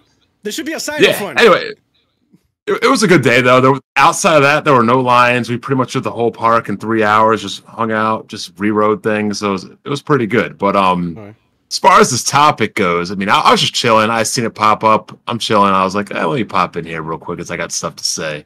It is a very popular topic. I agree because a lot of people are surprised. I am surprised, but the same way I'm not surprised. And unfortunately, this isn't Disagreement because I know it's Disagreement Day, but I'm just giving my piece today. People, look, I've been saying this stuff since day one. As soon as they put one game on PC, I was like, you know what? This might be my last PlayStation. And people are thinking, oh, you're overreacting. Oh, you're overboard. Look, I didn't buy an Xbox One. I didn't buy a Series S or a Series X. Y'all already know it's a slippery slope. Once they come out with a game, they're gonna come out with more games. Once it's we wait 2 years, then it's gonna be 1 year, then it's gonna be 6 months. Now these Xbox PC games are day and date. It's all coming ahead. I really think this actually comes down to Sony doesn't see Xbox as competition anymore. Period. Agree. I believe if Microsoft and the Xbox were closer in competition, that they were giving Sony a run for their money, this would not be a decision that was made. But at this point, I mean, look, they laid off 9,000 people. They're canceling Forza Motorsports, Gran Turismo's competitor. They're canceling all this stuff. That's just wild. Yeah, you know, Sony probably knew all of this before we knew all of this. Yeah. And once all this happened, Sony's like, oh, well, hey, why are we going to wait till next month to announce this potential bad news for our customers and good news for Xbox? Let's let it loose tomorrow because all the bad... Sony is the master at doing that. Whenever bad news happens with one company, Sony getting their bad news off the very next day. They do it all the time. Yes, they're smart about it. Yeah. As soon as somebody trips and falls, they do it. And you made a good point, right? Forza Motorsport is gone. So gone. Sony has the window of opportunity to be like, well, since Xbox don't got an actual sim racer, yeah, might be a good time to put GT7 over there because you ain't got nothing else. You don't got a motorsport. It's gone. And I have a feeling that's I'm happening. thinking Spider-Man will go over. Spider-Man, because it's a Marvel property, Marvel, everything sells over. Look, again, I don't think... It is what it is, bro. I'm just saying, it is what man, it is. You got some deals on them PCs, dog? What we got? Yep. And you know what? For the longest time, I've been saying this on Weapon Wheel, when I was on Weapon Wheel, probably since before the PlayStation 5 even launched. And people hate me. They're attacking me. They're coming at me. They're calling me bullshit. Well, guess what? They don't have me to attack anymore. So guess who they deferred all that anger and energy towards? Jack Move. Because Jack Move is saying now, Jack Move is only saying now what I've been saying for the past 3-4 years. He's not saying anything different than what I've been saying. But he's a PlayStation guy. Attack me for saying it. Yeah, he's a PlayStation guy. That's what it was. It's still the same message. He was. I know, it's the same message, but he was Benedict Arnold. Yep. He was the pony commissioner. But again, it's a messed up situation because they're only attacking him for what I've said, and look, it's not my business anymore. It's not my thing to comment on anymore. They can handle their own thing. Look, I'm living drama-free, Six Flags, Swedish boats, white bitches. I'm living my best life. I'm looking lean. I'm looking lean and slim right now, Puertorock. I am chilling, enjoying life. And people can talk on Twitter and hate, whatever. Look, best of luck to them. I know Smooth and Jack have mental breakdowns, but look, I've always said this in regards to this whole gaming space. A lot of people would just be better mentally if they listen to me and stop trying to fight what I'm saying. Because everything that's happened, I'm 2-3 years ahead of the curb. 2-3 years ahead of the curb with the PlayStation 3 and their faults. I was telling everybody with the end of the 360 that there was going to be problems going into the Xbox One. I was telling people when the PlayStation 4 was doing great, they got to keep the momentum going. They can't slack off and do what Xbox started to do with the PS5. They're doing the same thing. I was telling people, hey, Nintendo needs new management. They got to get rid of Iwata. They got to get rid of Reggie. That's the only way they're going to be successful. They did it. It's not like I'm telling people, it's not like I got a magic crystal ball that sees the future. I'm really just telling people the obvious. And again, let's be real. If they start putting these games on the PlayStation and the PC day and date, yes, it's going to hurt their bottom line. Because another big issue they're going to run into is this. We're going into a diminishing returns as far as graphics are going. It's slowing down. You can make the argument the games that we're getting right now are just up-res, cross-platform games that are running at better resolutions and better frame rates. As time keeps going on, Nintendo keeps getting more and more of the advantage. Because technology is the increase of technology is slowing down. And that's just going to become Nintendo's really the only one that has exclusives. Not only that, but they're the ones that dominate the portable, handheld, travel gaming space, whatever. So all roads are literally got to come to them just winning by default. And here's the last point I'll make. I've said this before too. I think Sony is trying to become the Valve of console gaming, to where they don't really care about making games. They don't really care about developing games.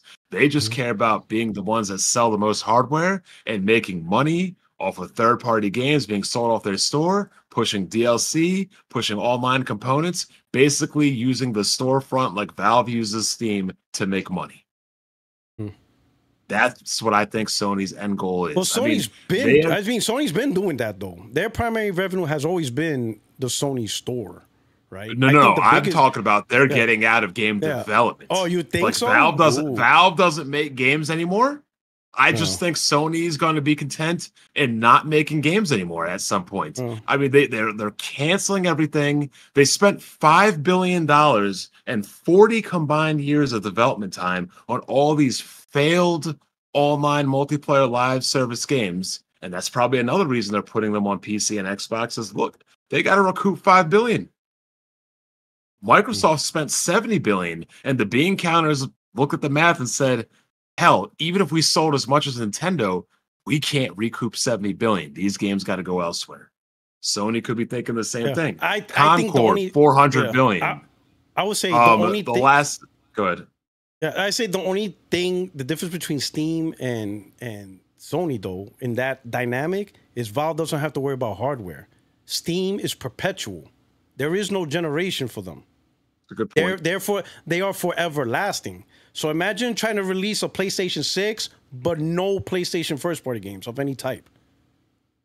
People are going to be like, this is just third-party? That's I would say the challenge. Steam is forever. That's one of the benefits of Steam. There's no such thing as generation.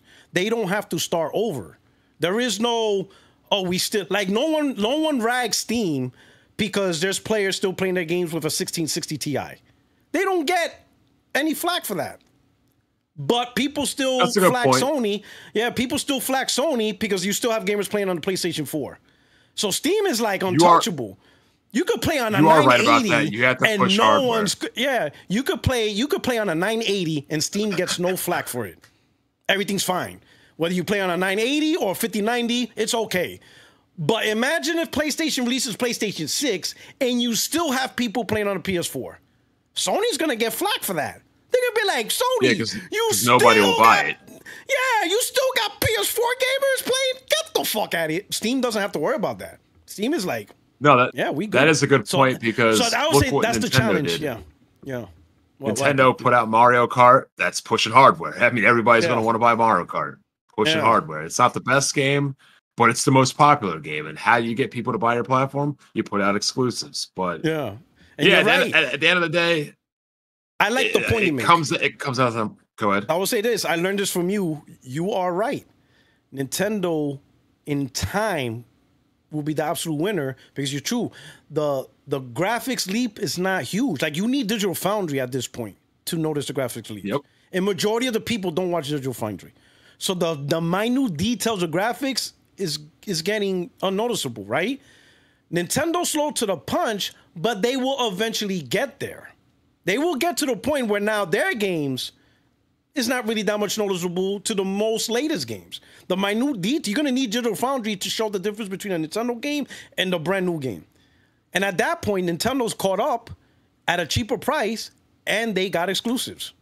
Like true exclusives. And they're portable. So a third-party game, like now, is not so good because you see their third-party games. They look like shit now. But in 10 years, 15 years, they'll have the 4K. It's going to be 1 or 2 generations, and that's it. Yeah, they're within 1 or 2 generations to have a proper 4K 60 nice-looking game on their handheld, even if it's the Switch 4. Let's say it's the Switch 4. They won. You got proper third-party games that run properly, they look good, and they got true exclusives that you can't get anywhere else. And they're decently priced because they're not chasing, path tracing, at a cyclic rate. They're literally adopting technologies like a generation behind, so that way it's cheaper for them. Eventually, they're going to catch up. I'm surprised. Yeah, I'm surprised Sony's not taking Nintendo more serious because at this point, the PlayStation is just an Xbox. It doesn't even sell really in Japan. They're completely irrelevant in Japan right now. They lost try. They did not fight for Japan at all.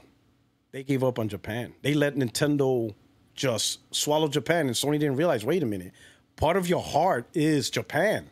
Like, shocker, Western gamers like Japan, games from Japan. In fact, most of us were playing Japanese games. Super Nintendo, Master System, TurboGrafx-16s. These were not Western-based platforms. These were Japanese-based platforms, and we loved it. Good point. Yeah, I mean, It's going to be interesting to see where gaming goes. And here's the biggest problem about gaming too, and which is why I can't stand Phil Spencer. Phil Spencer probably has the longest tenure of anybody in gaming, maybe besides like Yamaguchi on Nintendo. I'm not even sure how long he was the head of it, but he has. You would think Xbox and Microsoft have had like 20 different people with as many pivots and revelations and changes they've made, but they've had one guy.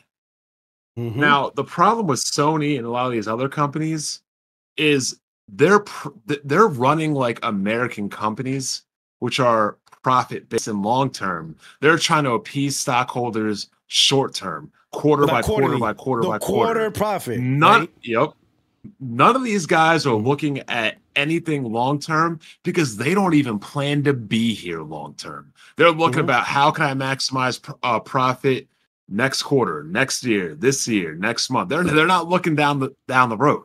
And what's the best way to do that? Put your games everywhere. Yeah. And yes, will they have immediate profits right now? Yes, we'll have immediate profits. Yep.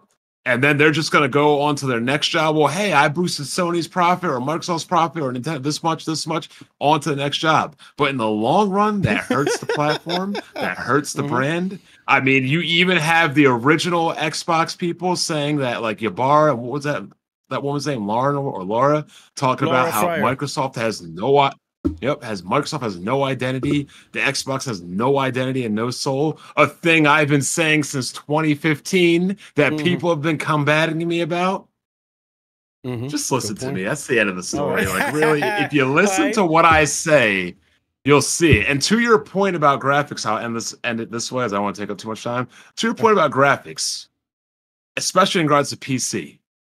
I mean, I know you're not the biggest PC gamer, but you've probably seen people making videos in the past. We used to talk about CPUs. We used to talk about graphics cards. When's the last time you've seen me make a video about a graphics card or about a CPU or about new hardware? Yeah, I'm still running a 3080. When did the 3080 release? Let me see. RTX 3080 release date came out in 2020. My GPU is 5 years old. I'm still running games at 4K 60. I'm still running circles around a console. Like, like people ask me, how can we have an upgrade? What's the point? There's nothing pushing my system. The next time I'll probably upgrade is The Witcher 4. Multi-platform development got so big that really no device is being optimized. You can't. Nope. I mean, when you're still making a game for like a 1660 Ti, because I seen some games, that's the minimum spec. I'm like, God damn, you're telling me a 1660 Ti could run this game? Sure, it's 720p 30, but that means the developers still put in time to make sure a 1660 Ti works. So no device is getting optimized. It's just, we'll put it, and then with frame gen and all these other AI technologies, they're not optimizing down to the hardware. They're letting these tools do the rest of the work. So you're right. Why upgrade? Another thing. Yeah. Actually, another thing is, I forgot. CD Projekt Red said they're prioritizing a console-first approach for Witcher 4, aiming for 60 frames per second on the base PlayStation 5 and Xbox Series X. The Series S will be challenging. But to its credit, I just said I wanted to upgrade to play this game. If it's being optimized to run on these base, not even the Pro PS5, but the base PS5 and the Series X, as a PC gamer, I still don't have to upgrade. No, you're good. I still don't. If it's 4K 60 on a PS5, you are good. On a 3080 Ti, you got. Yeah, I mean, even if it's 1440p on these base consoles, I'm good. Yep, absolutely. So you're good. You ain't gotta do nothing. I would be worried. Yo, man. If I was a console game, I mean, not a console gamer. I mean, look, I still have a PS5. Shout out to Kid Smooth. But I would start to worry because look, I'm looking at my shelf right now. PS5 games, right? Mm-hmm. Returnal, PC. Spider-Man 2, PC. Ragnarok, PC. Final Fantasy 7 Rebirth, PC. FF16, PC. Elden Ring, PC. There's not one game on my shelf that's not on a PC. Mm-hmm. So if I have a PC and, it's my primary platform, I'm going to upgrade at some point eventually, what is even the point on a PlayStation 6? Another thing people need to realize, people want to say, oh, you're going to wait 6 months, you're going to wait 3 months, you're going to wait a year. We're not young anymore. I'm not 18. I'm not in college. I'm not in high school.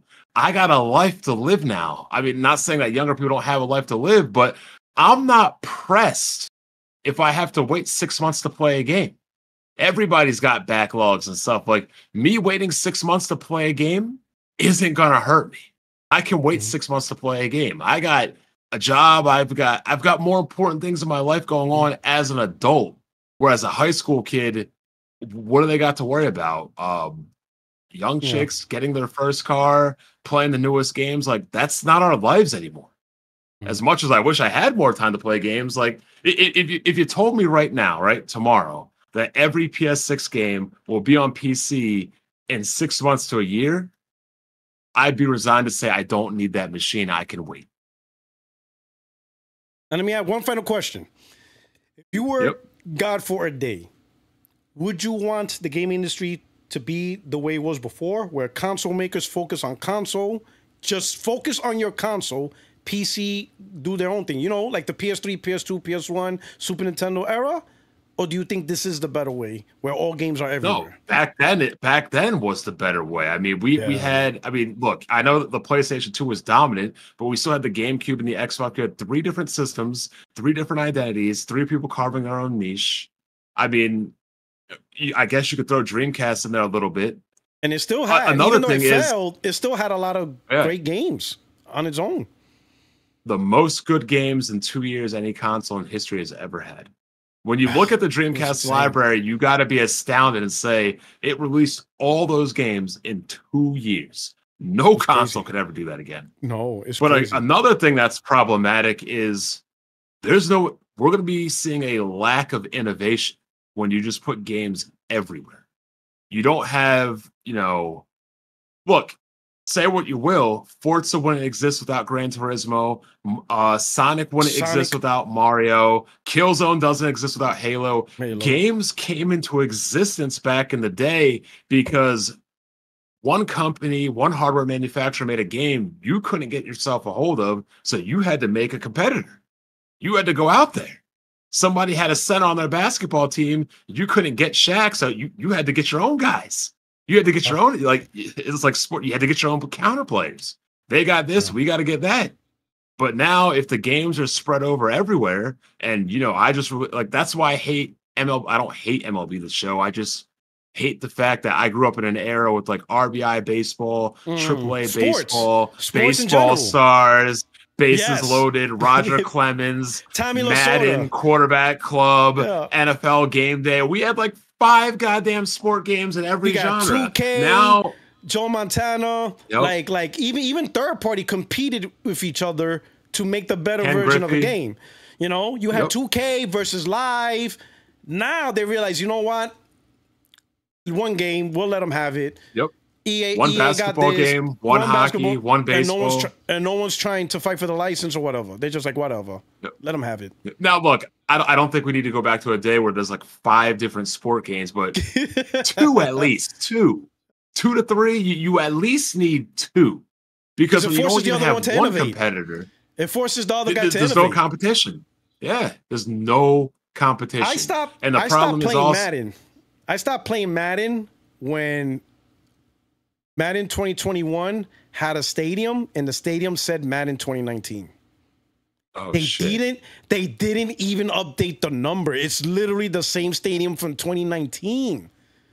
And they forgot to change the year on it. I'm like, and this is Madden 21 on the PS5. 2019 was a PS4. I'm like, you gotta be kidding me. I'm like, these guys you might as well make this game live service. I don't know why sports games aren't just live service and yearly updates. Well, I know why, because they want you to buy the damn game for 60, 70, 80, whatever it is every year. It's soon $80. Yeah, it's crazy. All right. Thank you for coming through, man. Whenever you come through the podcast, you're welcome, bro. You're more than welcome to come through. And, in fact, let me do something. In closing remarks, I'm just going to say, for those of you that don't believe, this is the beginning of the slippery slope. This is the start. This is the beginning. It always had. There's a reason why Nintendo is steadfast, and love them or hate them, Nintendo has always said the day we go third party is the day we're done gaming. We're done. They are not going back on that. They're not playing. They know what they're doing. They're sticking to the model. And I'll be honest with you, they're the most successful because they stick with what their game plan is, and they stick with what works. Mm-hmm. All right, Puertorock, thanks for having me. Enjoy the weekend. All right. Have a good holiday, all that good stuff. Take it easy. All right. Peace. All right. All right. We got Prinny up in here. Yo, can you hear me? Yeah, I can hear you. Prinny, if you give me one moment, let me just catch up on the super chats real quick. We got Donald Brown. 39 months. Thank you so much. Glassdoor Gaming. Live service trash will be third party because realistically, PlayStation users aren't even playing them. Did you see Mag's tweet? Venom coming 2026. Oh, please let Venom come in 2026. Glassdoor Gamer. Thank you so much for the super chat. Thank you so much for the support of the channel, man. I'm really glad that you're enjoying the channel. Unlike Microsoft, Sony cannot afford to hurt their hardware. They are a hardware company. If it gets bad, people will get fired, unlike Phil. Okay. Glassdoor Gamer, AI gameplay will need hardware resources. All gameplay will need hardware resources. Very true. And then finally, Magnum Gaming. I think Sony wants to even out the Trojan horsery. It is basically a luring war now. How many people can each company pull into their ecosystem? Man, I don't know. Listen, I'm not doing this Trojan horse platform wars. I don't give a damn about that. So don't involve me with that. Yeah, that's horsery. But Prinny, is that what you want to be called? Are you cool with that, or you on another name? No, Prinny is perfect. Prinny is pretty, man. Good to thank you, man. Thank you for showing up, man. What's your favorite platform to game on? Oh man, at the moment, PC. All right. Hey, listen, I don't blame you. You're probably not going through the bullshit right now. Other than Nvidia's 5090 debacle, you don't even have to buy that. I got it. So anyway, what you want to talk about? These last 2 days, I just want to say these last 2 days that should have shown console gamers that this is a business. These companies do not care about you. They do only what they do for profit. Like I see the cope going on with the PlayStation guys talking about, oh no, Arrowhead is leveraging Sony to do this. And no. Sony is the publisher. Sony owns the IP. Sony's footing the bill. Yep. Guess what? This is a Sony decision.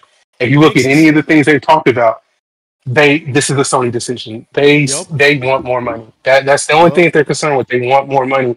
And you try, not you specifically, but if you're a PlayStation guy, if you're trying to push this narrative that, hey, I need to find somebody to blame, you just blame Sony. It's easier. It is what it is. They want more money. That's all they want.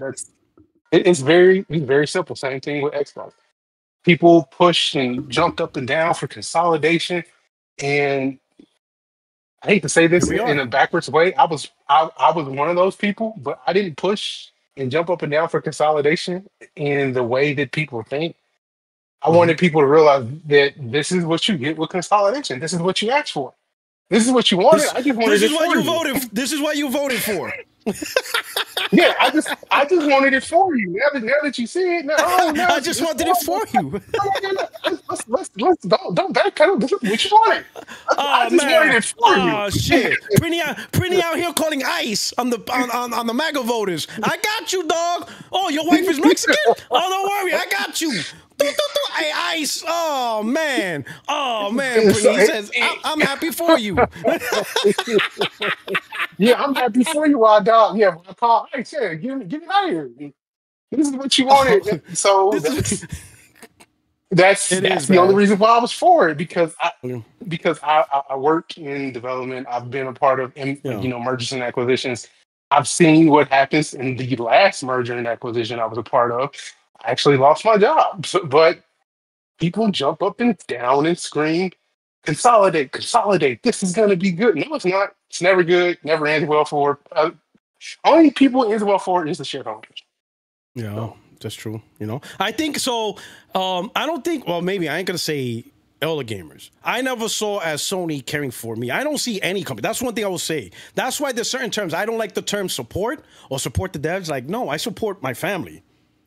The devs make a product. If you make a product, I'll buy it. If you make a product I don't like, I'm not buying it. I look at it no different than a steakhouse or when I buy a car, or I buy Jordans at Foot Locker. I don't look at it as a personal relationship. What I see as long as you care about your, like you ever heard of Ruth Chris Steakhouse? Oh, it's expensive. Never been. Yeah, it's expensive. I've heard of it. Yeah, it's expensive steakhouse, right? It's a good steakhouse. I see it as they care about their own product. Not that they care about me.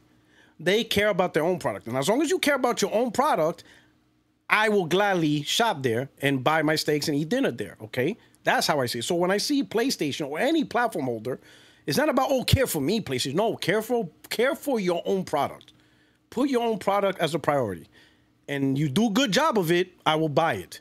But when you stop prioritizing your own product, right, and you start to expand for more profit, but in your quest for more money, you diminish your own product into a generic device, fine.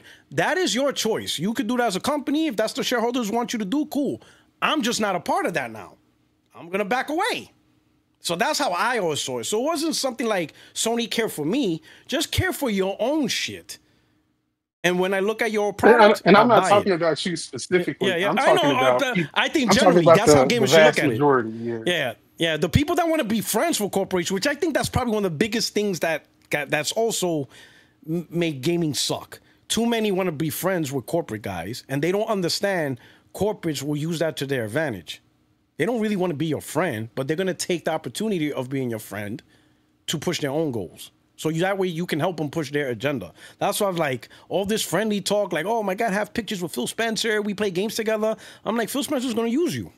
And this is the thing. That's why Tim Dog crashed out. A lot of people don't understand. Tim Dog hung out with these guys. They went to football games together. So they were friends, not this online friend. He knew them. And they didn't give him any warning, told him whatever. So Tim Dog, there is a little bit of personal vendetta for Tim Dog. Because he felt like, man, like I ate dinner with you guys. Like, what the fuck? You know, so there is a little bit pissed off, whatever, right? But in my opinion, like, I would never be that close to anybody in corporate because I know they're just going to use me to push their agenda. And in the end, I'm just going to look stupid. And I think that's why I hated terms like support the devs. What do you mean support the devs? Do we go support McDonald's?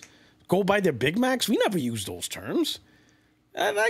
One thing about the support the devs thing. One thing about the support the devs thing is that it's kind of hard to support the dev directly because the devs are their companies, literally subsidiaries owned by the publishers. Mm-hmm. And you can't support the devs without supporting the publishers. And the publishers in this way are the quote unquote bad guys because the publishers are Microsoft, the publishers are Sony.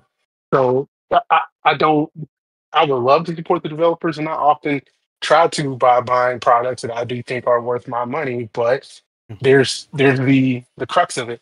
The product has to be worth my money. If I don't think the product is worth my money, I'm sorry, I can't support you. That's the extent of the relationship that I can give you. Because when the shoe is on the other foot, I've seen how some of these devs, I've seen how some of these publishers tend to treat their audiences. They will spit in your face as soon as they get the chance because to them, you're a number. A number that they need to extract value. Yeah, $1 that they need to extract value out of. And I've seen it. Like one of my favorite companies, I'm not going to go into a whole bunch of details. I was supporting them when they were missing their sales targets. I was buying their products.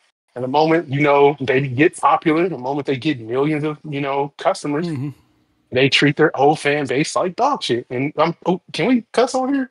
Sorry. Yeah, go ahead. Sure. Yeah. So they treat their old fans a certain type of way. And it's like, hey, we asked for this product for 10 years and you gave us the bare minimum because you got a new group of people to replace me. And now instead of giving me the product that we asked for 10 years, you gave me trash. And they're like, well, you don't have to buy it. I got 2 million new suckers I got. Bet. And you're like, bet. Oh, okay, cool.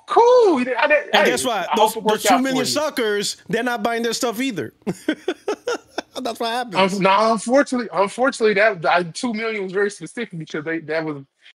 But how many people actually bought the game? But it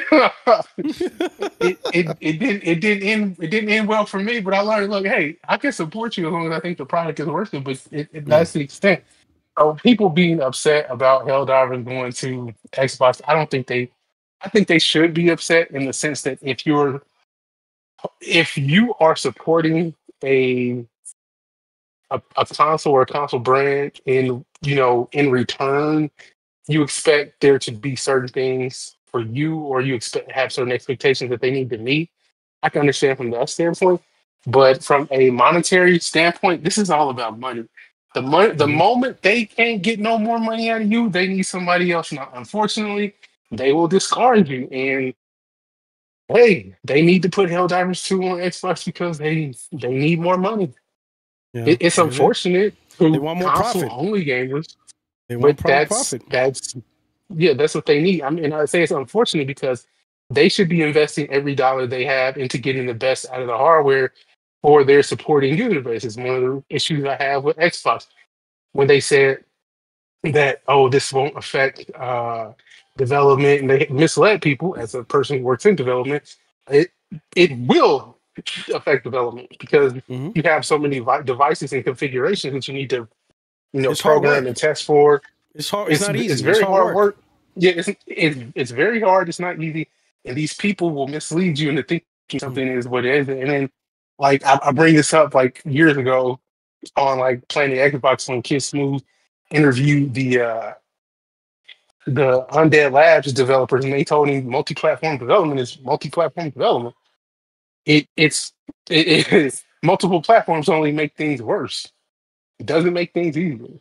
And people get misled into thinking that, and that's why I say I feel bad for like console-only gamers because they should be getting the most out of the hardware for console-only gamers. Because that's the console they bought. Because that's the console they bought. It's an investment. I gave you $500, and the promise in return is you're going to give me exclusive games that's going to take advantage of the hardware. If you're not doing that to the best of your abilities, then that means you've broken the promise, of us giving you the $500. I need to go somewhere else. And that's how I kind of felt with, because I come from a PlayStation. I come from a PlayStation background. Like that was my favorite platform. But they started doing things that I was like, you know what? I don't support this. I don't support this huge investment into AAA gaming. I don't support this huge investment into online services. I do not support the some of the misleading things that you're doing, like saying we're investing more into single player and more into online services. When people look at these charts and they say, "See, they increase how much they're putting into single player," I'm like, no, that's a trick, because what you don't know is that they need more people, or that the pay for the developers has to increase to match the inflation. There's a myriad of ways that number goes up before you even get more games. That percentage, it's a specific chart I'm talking about. Like this percentage doesn't tell you everything you need to know. It's a trick. It is a trap. And it goes on and on. And I'm just like, the main reason why I bought into PlayStation was for Japanese RPGs. Steam has done a wonderful job of catching up over there. So guess what? That's rough. I don't need you. That's rough. I don't need you. Yeah. That's rough. A few years ago, I just said, "Yep, hey, guess what? I'll go over to Steam. They got all the Japanese RPGs I need." Yeah, they probably have more on Steam now, if anything. They do, because all of the Square Enix titles that were exclusive to the Switch are over there, but they're not on PlayStation. So, right. Hey, so you probably get more Japanese RPGs. 120. Better performance. Yep. That's true. Steam Deck. Hey, look. I don't need a PlayStation. I sold my Xboxes. I sold one of my PlayStations. It's gone. Yep. Get them out of here. Can't hold you to that. Yeah. That's a good point. Yeah, I don't care about my digital library. You don't care about me. Yeah, it is. All right, Pretty Man. Thank you so much. No thank problem. You so much for everything. All right. Have a good afternoon. Enjoy your holiday. You too, brother. Thank you so much. All right, that's great points. Real quick. All right, this is what I'm gonna do. I'm gonna make sure I'm gonna hop in the waiting room real quick. I'll be right back. I just want to make sure I got the right audience. Where you at? Where you at in there? All right, so let me quick. Confirm. All right. Hey, what's up, everybody? Hey, I just want to make sure I get the right order. Hey, who's next on the chopping block? Because this is new, so I'm trying to manage this. Who's next? Who's next? Who's I thought I was after Black Bond. I think it's me. Yeah, I've been here for a little while too, but I think Kenny was in front of me. Kenny? All right, so Kenny Powers, you're next? Yeah, I think Kenny was. All right. I'm gonna pull you. All right, I'm gonna pull you in, Kenny.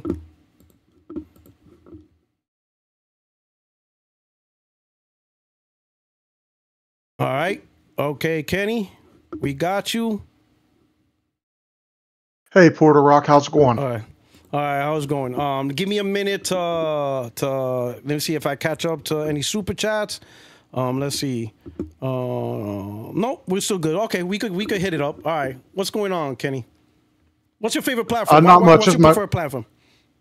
Just so we could. I'm having a gaming midlife crisis, so I play on PS5 and PC, and I can't pick a lane and stick to it. You're not faithful, so you're not ready for marriage. Right, I'm not ready for marriage. My man's still a gigolo. He's like he every week is a different one. Good for you, though. Yeah. Good for you, man. What's going on, Kenny? What you want to bring up? I wanted to. Well, you already brought up my first topic choice, which was Nixxes having dev kits, and so you kind of talked about the idea that they have dev kits now, so the chances that they just let those dev kits sit on shelves and collect dust is not very high. So I kind of wanted to talk about the question on the topic, which is Hiroki Totoki ruining the PlayStation brand. All right, go ahead. What's your thoughts? So when I was thinking about that question, I thought about the question in like a different way, where it made me think, did Jim Ryan do significant damage to the PlayStation brand by all the live service projects being greenlit under his watch, and Hiroki Totoki is having to make some short-term moves to try to kind of right the ship and get these studios back on track? Good point, because he was CFO when those moves were made. So he wasn't, you know what, that's a good point. Maybe Hiroki Totoki is getting blamed for something that's like, Jim Ryan really screwed the pooch. My job is sustainability, profit. So you know what? This is what because I thought about that, right? I thought about why Helldivers on Xbox, right? Is it really that bad? Because when you think about it, right? Helldivers is launching on Xbox in August. It takes about at least a year to port a game. So they made this decision last year, at least in August of 2024. The game launched in February 2024. So what? February, March, April, May, June, July, August. Within 6 months, they made the decision to port the game on Xbox. So they started porting it. They used Nixxes. Is the live strategy, service strategy, such a failure, and they lost so much money between canceled games and canceled projects and Concord flopping that they're like, yeah, we got to recoup something. And Totoki's like, hey, put Helldivers on there so we can at least bring in more money to mitigate and minimize the impact of what we lost already. So, well, that's a good point. Ryan may have done something that Totoki's like, I have to adapt. I'm the CEO now. I got to make the shareholders happy. I'm not going to just simply tell the shareholders, yeah, we lost $5 billion, but we're going to deal with it because PlayStation. He's not going to do that. He's not going to say, oh, I got to make sure we protect the brand identity. No, he's got to answer up for billions lost. Good point. Right, and at the time, a lot of people were blaming Herman Hulst for the failures, but Herman never got fired. Herman still has a very high up position at PlayStation, and he still, has a big, I don't know what you would call it, a position. He's a big influence. He's in there. Yeah, big influence. That's right. A big influence on their direction. So I feel like the fact that he's still there in a big position of influence means, maybe Hiroki Totoki's trying to fix some of the stuff that happened under Jim's watch, and I mean, it might go in a bad direction, it might go in a good direction, but that's just kind of how I was thinking about the question when you posed it to the chat. So that's a good that's question. what I wanted to talk about. All right, you know what? That's a good point to look at. And we may not get the answer for like a couple of years, right? You know how things are when people's now start, like now we're getting more and more dirt on the PS3 360 era, right? Like everybody now. So it takes a while for everybody to really tell us the dirt behind the scenes, right? But you might be right. Jim Ryan may have made such a bad decision doing this hard push for live service that now the people that are there are like, wait a minute, we gotta fix this shit. Like we gotta make the mess, and we can't just simply sweep it under the rug. Like we gotta make decisions to get some of these money back. And you're right, this may have been a catalyst. Jim Ryan inadvertently could have been the catalyst of Sony now saying, we got to put more games on Xbox because this dude greenlighted a project that lost us billions. So we got to make it back up. Good point. 100%. And like I've heard you talk before about if the strategy where they had 4 failures, 4 that were kind of middle of the road or at least were able to launch and have some success, and then 3 or 4 bangers that were absolute hits and got millions of players and brought in a ton of revenue, like that, then what Hiroki Totoki's doing now might not be necessary, but because so many of those 10 to 12 projects were failures, it kind of made it impossible to not have some type of change occurring. Yeah, only one project really was successful, and that was Helldivers. I know some people are going to include MLB and GT7, but the thing is, those are long-standing franchises. I mean, we had live service Gran Turismo with Gran Turismo Sport, and MLB The Show was still doing live service during the PS4 era. So those games were already going to be made. They were already in their groove. But the new stuff, it's just Helldivers. We got no factions. Concord was a flop. Marathon got delayed to... We don't even have a date now for Marathon. Fair Games got pushed to 2026, but that might not even happen. And we don't even know of any... at least we got Tokon, Fighting Souls, right? That's about it. Right. Helldivers and Tokon. Tokon. I'm going to just call it Fighting Souls. Marvel Fighting Souls, because I keep messing up that name. That's it. So out of 10 to 12 projects, one game that's actually successful and the other one that's about to come into the pike. That's it. Yeah, that's a lot, bro. That is a lot of failure. A lot of failure. And then to compound that, it also impacted studios that were single-player driven. Like Sony Bend was a single-player studio. We're not going to get a game from them this gen. Yeah, we should have had a sequel to Days Gone. Yeah, or at least bring back Siphon Filter or bring a new IP. We're going to get nothing. Nothing this entire gen. Well, unless Sony extends the gen out to 2029, then we might get a game for them in 20... No, not even. Because if they just started making a game this year, 2025, it takes at least 5 years for a AAA project. So that's 2030. So yeah, not even... Right. Even if Sony extends PlayStation 5 to 2029, we're still not going to get a Sony Ben game in 2029. So yeah, that's done. That's out of questions, right? And then like Factions 2, right? The reason why people argued that the Last of Us 1 remake doesn't have multiplayer, that they excluded it, even though it's a full $70, is because Factions 2 is coming. You didn't end up getting Factions 2 either. So you don't got Factions 1, you didn't get Factions 2. And who knows when the Heretic Prophet comes out, Intergalactic comes out. That might not be that might be at a minimum a 2027 or 2028 game. Especially recently, Neil Druckmann made a statement to Naughty Dog saying that he's not going to be involved with Season 3. He's going to fully dedicate to working with the studio. But what's crazy is he put in his statement, he is going to now get into the writing and directing of Heretic Prophet. And I'm thinking, wait a minute. You are now going to get into writing and directing? I thought somebody else was already doing that. But you're going to do it now in 2025? Like, what are we talking about here? So we may not get that game till 2028. Shit. Do you think there's any chance that that game is a launch title for PS6 and it might end up being cross-gen where it comes out on PS5, but it launches with PS6? It depends when PS6 comes out. If PS6 comes out in 2029, I think Intergalactic... The latest is 2028. It would be wild if the first Naughty Dog game, the actual new one, not the remasters, but a brand new Naughty Dog game, doesn't come out to 2029. That shit will be insane. Like, how far are you falling off in timely creating games that you haven't made a game in 9 years? That would be insane. To me, the fact that they haven't done it in 5 years is a lot. Like, think about it. 5 years have passed. And not one new Naughty Dog game. And if they don't release Intergalactic in 2026, that is 6 years from their last new game, which was The Last of Us 2 in 2020. 6 years of no new game. That's crazy. That's wild. They are so talented and so experienced that I feel like, I firmly believe in them that they will get the game out by the end of the gen. But just the fact that it's even a question, it's pretty concerning. Yeah, it is. It's wild, bro. It's crazy. Anyway, but hey, thanks for coming through.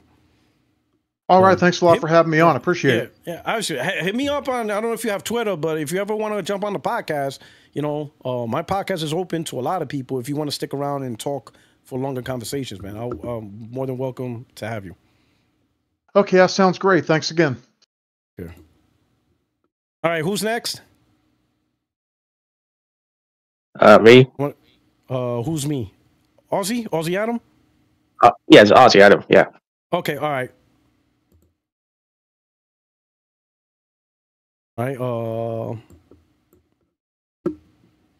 All right. Aussie, what's going on? Let me do some super chats real quick. Glassdoor Gamer, thank you for the super chat. PC gamers omit the issues, ports, specs, and bugs. I'm back on consoles full time for the value add and 7 to 8 years of shelf life. If Sony stops subsidizing, I'll just build a cheap PC for myself. Okay.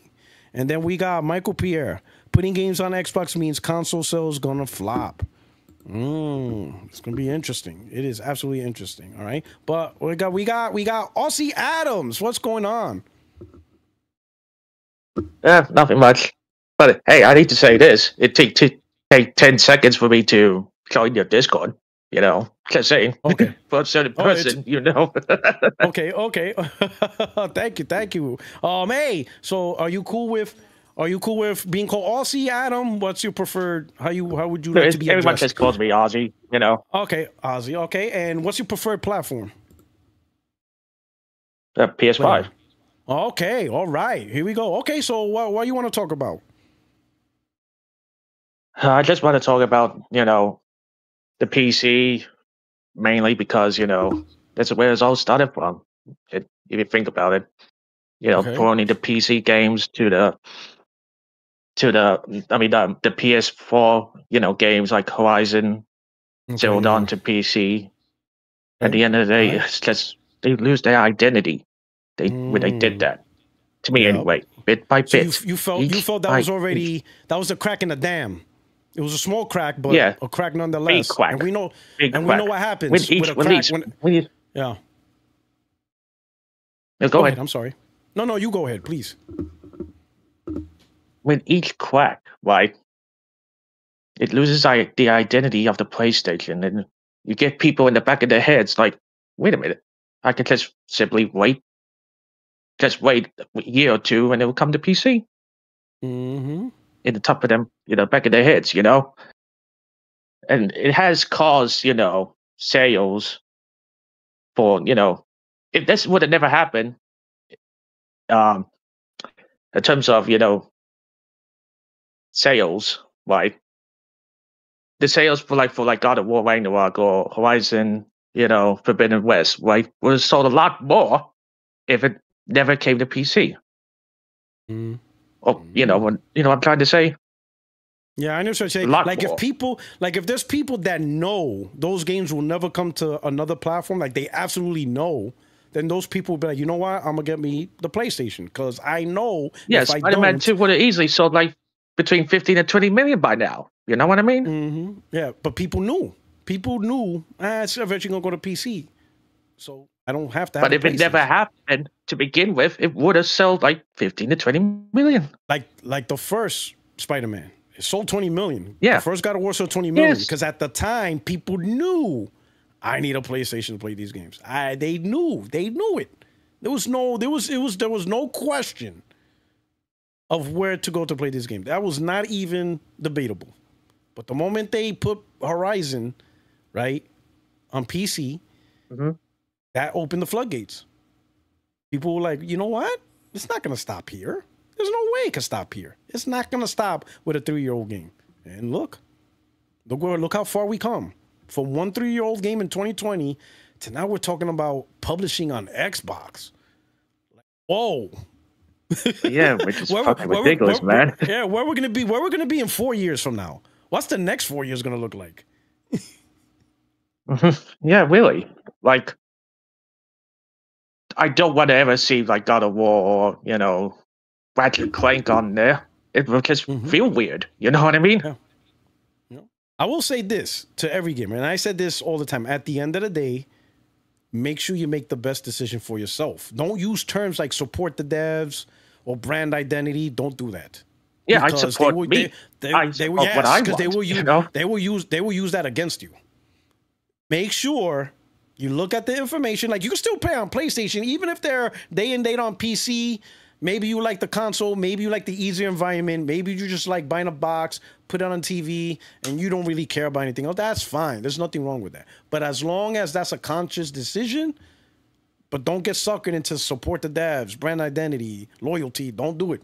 Don't do it, because I seen Xbox guys, they were doing that, and they got screwed in the end. Yeah, that console was basically dead. You know. Yeah. For now, anyway. They were loyal. Yeah, they were loyal to the end, and now look, now they're going to be forced on PC, not of their own choice, but because Microsoft is pushing them in that direction. They don't have a choice. As far as its live service, you know, I mean, I'm disappointed that they gone that direction because all that money, $5 billion, we could have got it like 5 to 10 single player great games. You know. What do you thought of the Bungie purchase? I hate that purchase. I absolutely hated the Bungie purchase. I hated it. We got nothing out of Especially when they not even full control of them and let them do whatever they fucking want. And look what happened with Marathon. Like, we got, as PlayStation gamers, we got nothing, because I'm like, we would have gotten Marathon anyway. Marathon was being made for PlayStation, so what was the $3.6 billion for? Like, we got nothing out of this deal. Nothing. That $3.6 billion, hell, just $1 billion could have greenlighted at least 3 games, and that's assuming you spent $300 million on each game. If you spent $300 million on a AAA game, that's 3 games. That's 3 more games that could have been greenlit with $1 billion. You know? And I'm like, what was this Bungie shit to me, it's like a waste of money. You could have just, do like $200 million and that's it. That's the limit. That's fine. That's like 5 games for $1 billion. $1 billion would produce 5 AAA games right now. They would have had 5. They would have started. They would have started production in 2020. We probably would have had 5 more games over the next year or 2. 5 more AAA games from Sony first party studios, or a relationship with another dev or studio or something. I mean, all those cancellation of live service games, whether it be factions, the Blue Point God of War live service game. Hey, come on. Blue Point live service. The London studio MMO. It was supposed to be an MMO, right? Or live service, whatever. But still, all that money wasted down the fucking toilet. Excuse my language, but no, that's true. Absolutely. You're right. You're right. Like, they chase the quick quarterly profit. They wanted these huge profit stuff. You know, like, it's sad to say, but the old guard of PlayStation, the people that understood PlayStation and how to make that brand survive longevity, 3, 4, 5, 6, 7 gens, those guys aren't there now. Totoki's not that dude. He's thinking of quick, sustainable profits quarter to quarter, and little by little, he's changing the landscape of the console. And it's like, if you're going to treat your console as a generic device, then to me, PC is the best generic device out there. It's literally built to be generic. It's literally built to be whatever you want it to be. Yeah, I understand that, but I'm not a PC guy. I'm always going to be a console gamer through and through, right? Yeah. But I have my, the back of my head. It's like, at the back of my head, right? The PlayStation 6 might be my last console. Could be. Because the consoles are meant to be simple, and whoever makes the console, just do your job. Make it the best that it can be. That's your job. That's it. You made it. Take care of it. Why are you worrying about other platforms? They're not your platforms. This is your platform. People bought this. Just take care of it. Yeah, it should be the main focus. To utilize the features and, the best possible resolution and frame rate for that console, Yeah.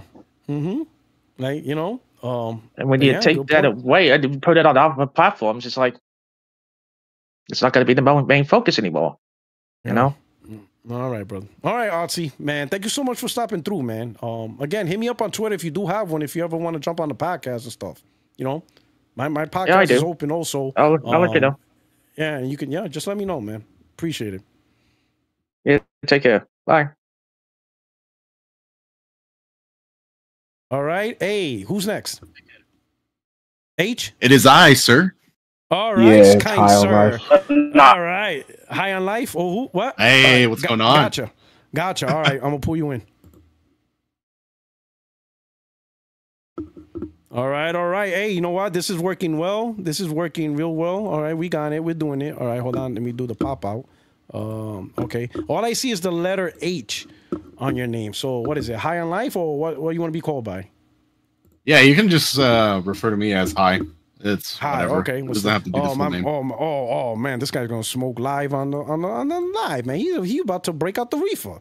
Oh man, he's about to smoke a toke. What's going on, High? What's going on? Hey, what platform? What's your preferred platform in gaming? Just to have an idea. preferred platform, PlayStation Vita. Okay. Oh man, so you like this poster? You like yeah, this? I do. Yeah. Hell yeah. Yeah. There you go. What's up, man? Hey, what you want to talk about? Nothing. I mean, just a few quick points. Obviously, most of it has been covered already. I would assume. Ever since Andrew House had left the building with Sony, it just felt like things have just been crap, man. Because I've been a big proponent about exclusives. So, a lot of us are, man. Andrew House. Who else? Jack Trenton. Yeah. Who was it? My favorite out of all of them. He ended up being the CEO of Sony. What's his name? Kaz, all right. The last one, bro. That man, listen, that man bled blue. He bled blue because when you think about it, I said this. If Hiroki Totoki, let's say if it wasn't Kaz Hirai, let's say if Hiroki Totoki existed during that era and he became the CEO of PlayStation, of Sony, we wouldn't have a PlayStation 4. Oh, yeah. The console would be dead. He would have shut down console PlayStation would be 3. dead. Because he would have been like, we lost nothing but money. We're done. Kaz Hirai, though, was like, nah. PlayStation is the priority. We're coming back. If it wasn't for him, I'm telling you, a lot of you PlayStation guys don't know. If Kaz Hirai did not become CEO of Sony, we would not have a PlayStation. That man was PlayStation through and through. He brought it back and he made sure it stays around. Anybody else like Totoki? All the way. Yeah, man, I miss that. We need Kaz back. All right, come back. But I especially I said it before. I especially miss Andrew House because I had mentioned in a tweet earlier, directed to a lot of these threads coming up after the whole Helldivers fiasco. But it felt like House was the most forward-thinking CEO at that time. Dude was fluent not only in English, Japanese. He understood both sides of the business, understood the priorities lied with the platform, whether that be by doing exclusive games or services. I could go on and on about what that dude meant to PlayStation, and that's the whole reason PlayStation 4 was so huge. And we went into PlayStation 5 on a high note. Like all the stuff that you're seeing now, whether it be the record revenue or profits per quarter, all of that was on the tail end of the PS4 generation. Like that just trickled in to PS5. Like the cross-gen money. Success. None of that success I would credit it to the PS5 only. That by itself, all the multi-generational strategy all happened. The multi-generational strategy, and they're benefiting from the extended. And I ain't gonna lie, PS4 is a beast. Here we are 5 years after next gen started, and that sucker is still kicking. It won't die, bro. Like PS4's like, nah, I'm at the table still. Like, who are you, Grandpa? Nope, I'm still here. I ain't going nowhere. That's crazy. You're speaking the truth. Yeah, I launched up my PS4 just the other day so I could get on some Battlefield 5. Obviously, and it probably got an update. But it probably got a new firmware update. You're like, you still getting updates? Yep, exactly. But oh, go ahead. Sorry. No, go ahead. Keep going. Oh yeah, so like I said, that's I would pretty much point to that like being like the peak PlayStation. That was the only on PlayStation days. That was the last one. I really do miss that because coming from my background, I'm a software engineer, so all the stuff that I've seen throughout my days, I can speak to it. Developing for multiple platforms, multiple devices is it's havoc. You could argue that once you streamline that stuff, it'll the cost will come down and such. But the fact of the matter is there are detriments to taking that approach to software development. You're talking about not only decrease quality in whatever you're putting out for consumers, but you're also talking about your release cadences being increased. We've already seen that with the first party studios that are currently looking to put games out like say at the end of the PS5 generation, beginning of the PS6 generation. It's not ideal. Like I would assume that if you're a consumer first company, you would want to get those things out as soon as possible and at the best quality as possible. But we're not seeing that. I mean, going back to even Spider-Man 2 when it released, and this is not even a day and date thing. This was ported several months down the road, but it still came out at piss poor quality. Yeah. And I think people, especially if you're a PlayStation person through and through, you have to be speaking up about this stuff because it just cannot happen to the degree that it seemingly is going to be in the future. And Helldivers 2, like, oh, go ahead. As a software guy, because I mentioned this to Extreme when he first appeared on the podcast, and I said this when Horizon Zero Dawn landed on PC. And it was like 3 years, right? It was a 3-year wait, right? Because it launched on PlayStation 2017. It went on PC 2020, right? And everybody's like, hey, it's a 3-year-old port. It doesn't impact PlayStation, right? But I said this. If Sony starts reducing the timeline of release on PlayStation and then launch on PC, like let's say like a year, right? Like you make a game and you know within a year it's going to be on PC. Wouldn't you start developing the game with a multi-plat mindset? If you already know your boss is going to tell you, like if, like, for example, you're a software engineer and your boss tells you, hey, make this game for PlayStation, but I'm letting you know now, you have to have this game ready a year from now on PC. So wouldn't you already from the get-go have PC in mind? Yeah, I mean, it's always the case. Yeah. You're going to have that stuff in mind. Even the budgets. I know there's a lot of talk about like, oh, it costs us nothing to port these games over to PC, but those budgets are already allocated from the very get-go. It's not like, oh, you're going to get a set extra amount of money towards like halfway through the lifespan of that product. Yeah, you're basically given all that information from the very get-go. So I wouldn't be surprised if, that they already adopted. They already adopted the multi-platform strategy. Just because it's delayed a year doesn't mean they're not already working the PC version. If you already know, then you might as well just get started on it. Why wait 5 years after the PS5 version? And that's why I was telling them like concern. I'm like, it doesn't make sense from a business and a developer mindset. I'm not gonna focus. Like if I'm already told this game you're making in a year is gonna come out on PC a year after, I'm not going to just focus on PS5 for 5 years, and then at the end of the 5 years, all right, now let me start working on the PC version, and I have to make sure I get this done in 1 year. I'm not going to do that to myself because I might get fired if I have to tell the boss, hey, because I didn't even look at PC for the last 5 years, now I'm looking at it, it's going to take me longer because I never really looked at some of the differences. They're going to fire me. They're going to be like, we told you needed this game out in a year. Why did you not prepare for this? My bad.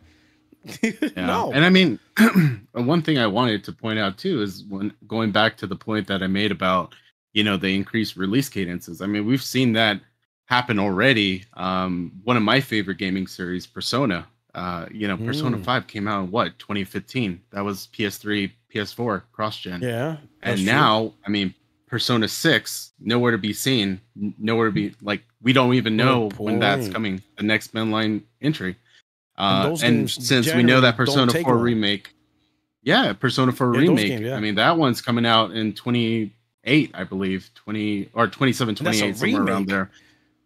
Yeah, but the point being is that ever since Sega had adopted that strategy, look at how long it's taken them to put in a new entry into that series. And this is talking about platforms.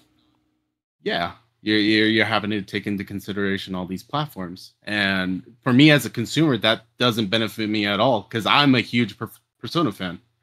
I mean, I bought the collector's editions, not only on the US side of things, but also from Japan. So it's like, I've supported that series through and through. I have Persona 4 Golden on my Vita. I have Persona 3 Portable on my PSP. So it's like, but I just, again, this insistence to use other avenues to drive revenue for PlayStation is kind of bonkers because I've kind of broken down the numbers, and it seemingly feels like they're making a lot more doing the movies and television route than they are the porting of their games to, say, PC or Xbox or Switch. Yeah. There is some money, but I don't see why it's not that much to really make these big moves. It's some money. All right, cool. But they're making these big waves. And I'm like, man, it's not like PC's bringing in $10 billion. Then I would understand. Like, yeah, exactly. Wow. And I mean, even like when we're talking about like their other software division, the segment that comes up in their PlayStation Network and services from their fiscal year, like that had dropped down by like 8.59% year over year, and they were only making so little profit on that to begin with. It's not like they're making, they say 950 something million in revenue, but in reality, that's probably, I would say 80 million profit at the very most. And half of that is coming from MLB The Show, Helldivers, like the more successful stuff, not their actual single player ports. But that's true. The fact of the matter is, I've always been against it. Like, not just the single player ports, but even the live service ones, because we have multiple instances of even that being successful when they're exclusive, whether it be League of Legends, CSGO, Gran Turismo 7. I mean, there's slews of games out there that have done well being exclusive to one platform. You don't need multiple platforms for it to be successful. Is it cool to funnel in more players? Sure. But I don't want to find myself in a lobby full of potential hacks PC cheaters. Things of that. Yeah. They're perfect. Yeah, I've been on that I've been on that. They got the perfect drivers. Like, man, these guys are hitting the corners with precision. Like, what is going on here? Yeah, exactly. Go back to the Modern Warfare 2, the original Modern Warfare 2. I mean, you've seen how bad those lobbies have gone, and that was on console. They're just as bad on new release Call of Duties. Oh my god! I remember on Xbox 360 there was a lobby on Modern Warfare 2, and I don't know how I ended up in that lobby, but like every user had unlimited care packages. So you just saw bombs, like the whole map was like Armageddon. I'm like, what the fuck is happening in this room? It was like, what? Like, yo, it was like World War III in that. I'm like, what happened? And then people talking like, hey, this is a modded room, so jump out if you don't want to fuck around. I'm like, how did you guys do this? Like, how were you able to get away with this? I'm like, man, like there was helicopters everywhere just bombing the place. I'm like, this is ridiculous. Shoot, I had that happen to me in Helldivers 2 from release. I like saw when you put down the mortars, it just keeps like raining down hell. It was hilarious. But the last point I guess I'll come to is when we're talking about live service specifically, it's surprising to me that Sony hasn't used their Sony Music Entertainment of Japan, like their Aniplex division, Crunchyroll, as sort of examples of what good live service is. Because I mean, even Aniplex, you're talking about Fate Grand Order, one of the top 10 grossing revenue apps in the world, even besides the likes of Genshin Impact, Honkai Star Rail. Why can't you look to them to see if you can bring something successful to not PC but to mobile? And it doesn't have to be a first party studio product, but maybe contract some other people to take that work into hand, or maybe shift that work over to your Aniplex division. But it's just crazy. Like I can understand things like the China Hero Project, the India Hero Project. Yes, it makes sense that you want to drive interest in those markets, but by using other people's properties and by using other developers, but by using your own properties, I mean, you're just giving more reason to move off of your own hardware. So it's disappointing. And like I said, God, I just miss those PS4 days. Only on PlayStation, man. I'll always be in support of that. That's how it is. Now it's sustainable profits. Oh my God, his accent, Herman Hulse's accent is annoying when he says those words. I don't know why, it just irks me. I have a strategy for long-term sustainable profit. I'm like, shut up, bro. Oh man, like I don't want to hear him talk ever again, bro. I don't want to hear that talk. Let me put it this way: I can't. I know you're a Yankees guy. I'm a Red Sox guy, and our GM is a fucking bot, man. I hate that dude so much. We need alignment. Yeah. we got alignment. All the alignments. I'm like, fuck, man, dude. God. No, but I got a manager who relies on ChatGPT to make decisions in baseball. Aaron Boone. I can't stand that guy, bro. Motherfucker literally has his phone. Hey, what do I do now? What's the most optimal decision here? Motherfucker uses ChatGPT to manage the team. Oh, man, I can't stand this. Yeah, I feel you, bro. I feel you. All right, brother, man. Thank you so much. Man, they're a joke. I mean, what team that's fourth place in the AL East goes to the White House? Come on now. Like, fucking, that dude's a fool. You're a fool. You're all losers. All right, brother. Thank you so much for coming through, man. Thank you so much. All right, man. Have a good one. All right. Let me do some super chats real quick before I go in the room. We got Brandon holiday style. I hope you recovered from your surgery, man. It sounds like it. So glad you're back with us, my brother. Glad everything. I hope you're resting well and recovering well. Has anyone from Xbox hardware division been fired? That's why I was expecting the layoffs to happen instead of the studios. I think they're part of that. The last thing I heard that it's actually going to get deeper over the next coming days. So we're going to find out more and more because of so many people are being laid off that it's like trickling. So it's not like a one big shotgun blast where all 9,000 know. I think it's still happening. So like every day, more people are finding out. So I would say over the course of the month, we'll get more info on where this is happening. Thank you so much, Brandon. I hope everything's cool with you, bro. And Brian Rios, Helldivers 2 not selling on Xbox will be a sign Sony not putting their first party on Xbox. See, man, we'll see. Again, also, what's Sony's metric for sales? I don't think Sony's going to hold Xbox to like 5 million sales or 4 million sales. I don't think so.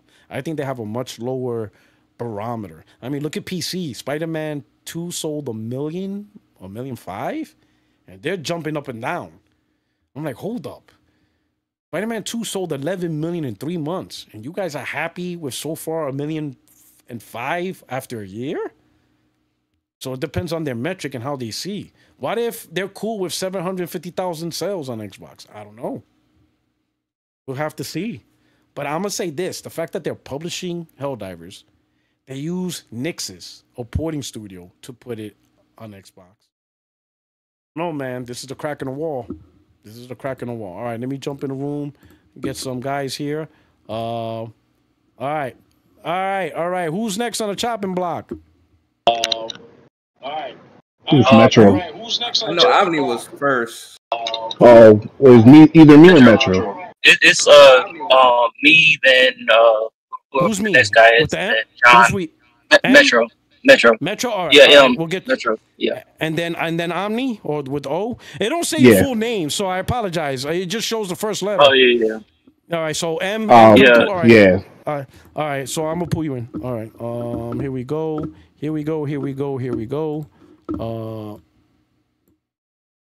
All right. Hey, yo, M, you up in the room? Can you hear me okay? Yeah, we got you. What's going on? Yeah, I don't have too much time because other people have been waiting for a while too. I just want to say one thing. What's up? We now live in a gaming space where people with bad takes can be correct, and that's not a good thing. I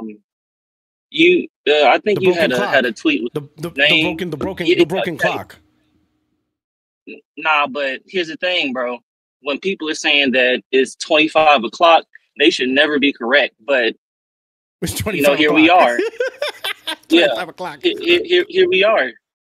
Like the thing with Helldivers, logically speaking, it doesn't make any logical reason other than cash. But when it comes to PlayStation thinking about their own consumers, it makes no logical reason to put it on an Xbox or anything with the Xbox logo on it. But here's the thing: we live in a world now where idiots can be correct, and that's not a good thing because now we're gonna get even more bad takes, and who knows, they could be correct. Yeah. I will say but this. Yeah, that's all I. Oh yeah, go ahead. And I say that I'm gonna say this. I gave Boomstick his flowers. Now I know people saying, "Bro, don't do that." Yeah. He's just a broken clock. No, you did the right. No, you did the right thing. You did the right thing. If I could talk shit, exactly, then I could own my mistakes. Even if he was just a broken clock, it is what it is. Yeah. If I can talk shit to a person, I can give that person flowers. I'm not gonna ignore what I did. Yeah. I talk shit. I told him he was wrong. Hellblade happened. Whether he was just throwing shit at the wall or he actually knew, I don't know. But the reality is, it happened. So if I could say, yo, this guy don't know what he's talking about, but then it happens, I gotta make amends. I gotta be real. I'm man enough to own it, and regardless of. Real quick, did he say God of War is coming too? He said God of War 2. Hey, so, you never know. Hey man, it could be. He could be throwing shit out the wall and see what sticks, or he could actually got something. But the way I see it, man, shit's sticking and it shouldn't. Listen, I'm gonna say this: if I talk shit about you and you end up right, I will give you your flowers. I've done it before. I did it to Rand Outdoor. I made fun of him because he was saying, "Hey, hell, Horizon Zero Dawn's going to PC," and then it was like the streaming, and I made fun of him. Then like 2 months later, the actual game came out. I'm like, oh shit. And I told him, Rand, publicly, Rand, you got this, bro. I took this L. Here's your flowers, bro. If I talk shit about you and you end up right, you best believe I'm gonna make amends and I'm gonna give you your flowers and I'm gonna take that L. I'm pretty sure you know who Sick Humor said who Sick Humor is, right? Yeah, I know Sick Humor. Yeah, he said one thing that always stick. Yes, exactly. Yeah, no cap. Shout out to him. He said that we are in a different timeline. Something happened during COVID to where we are in a different timeline and stuff that doesn't make sense is happening right before our eyes. But yeah, like I said, I'm not trying to take up too much time because there's been other people that have been waiting. So yeah, appreciate it, bro. Thank you, man. Hey, if you ever want to hop on a podcast, hit me up on the Twitter DM. You know what I'm saying? That way you can have more time and enjoy. Extreme's crazy though. I'm gonna warn you. No, it's all good. All y'all pretty crazy in your own way, so it's all good. All right, but hey, you're more than welcome. Thank you so much for coming through. Yeah. Appreciate it.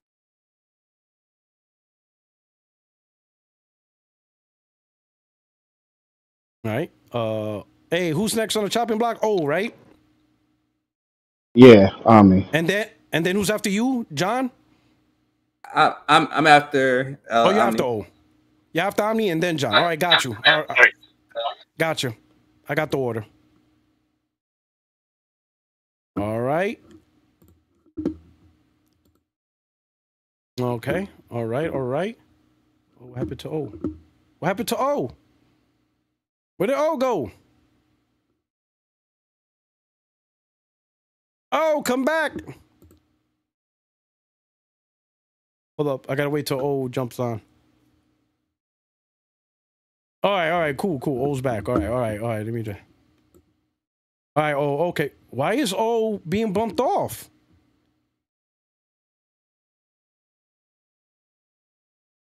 Why is O being bumped off? Hold on. Let me see something.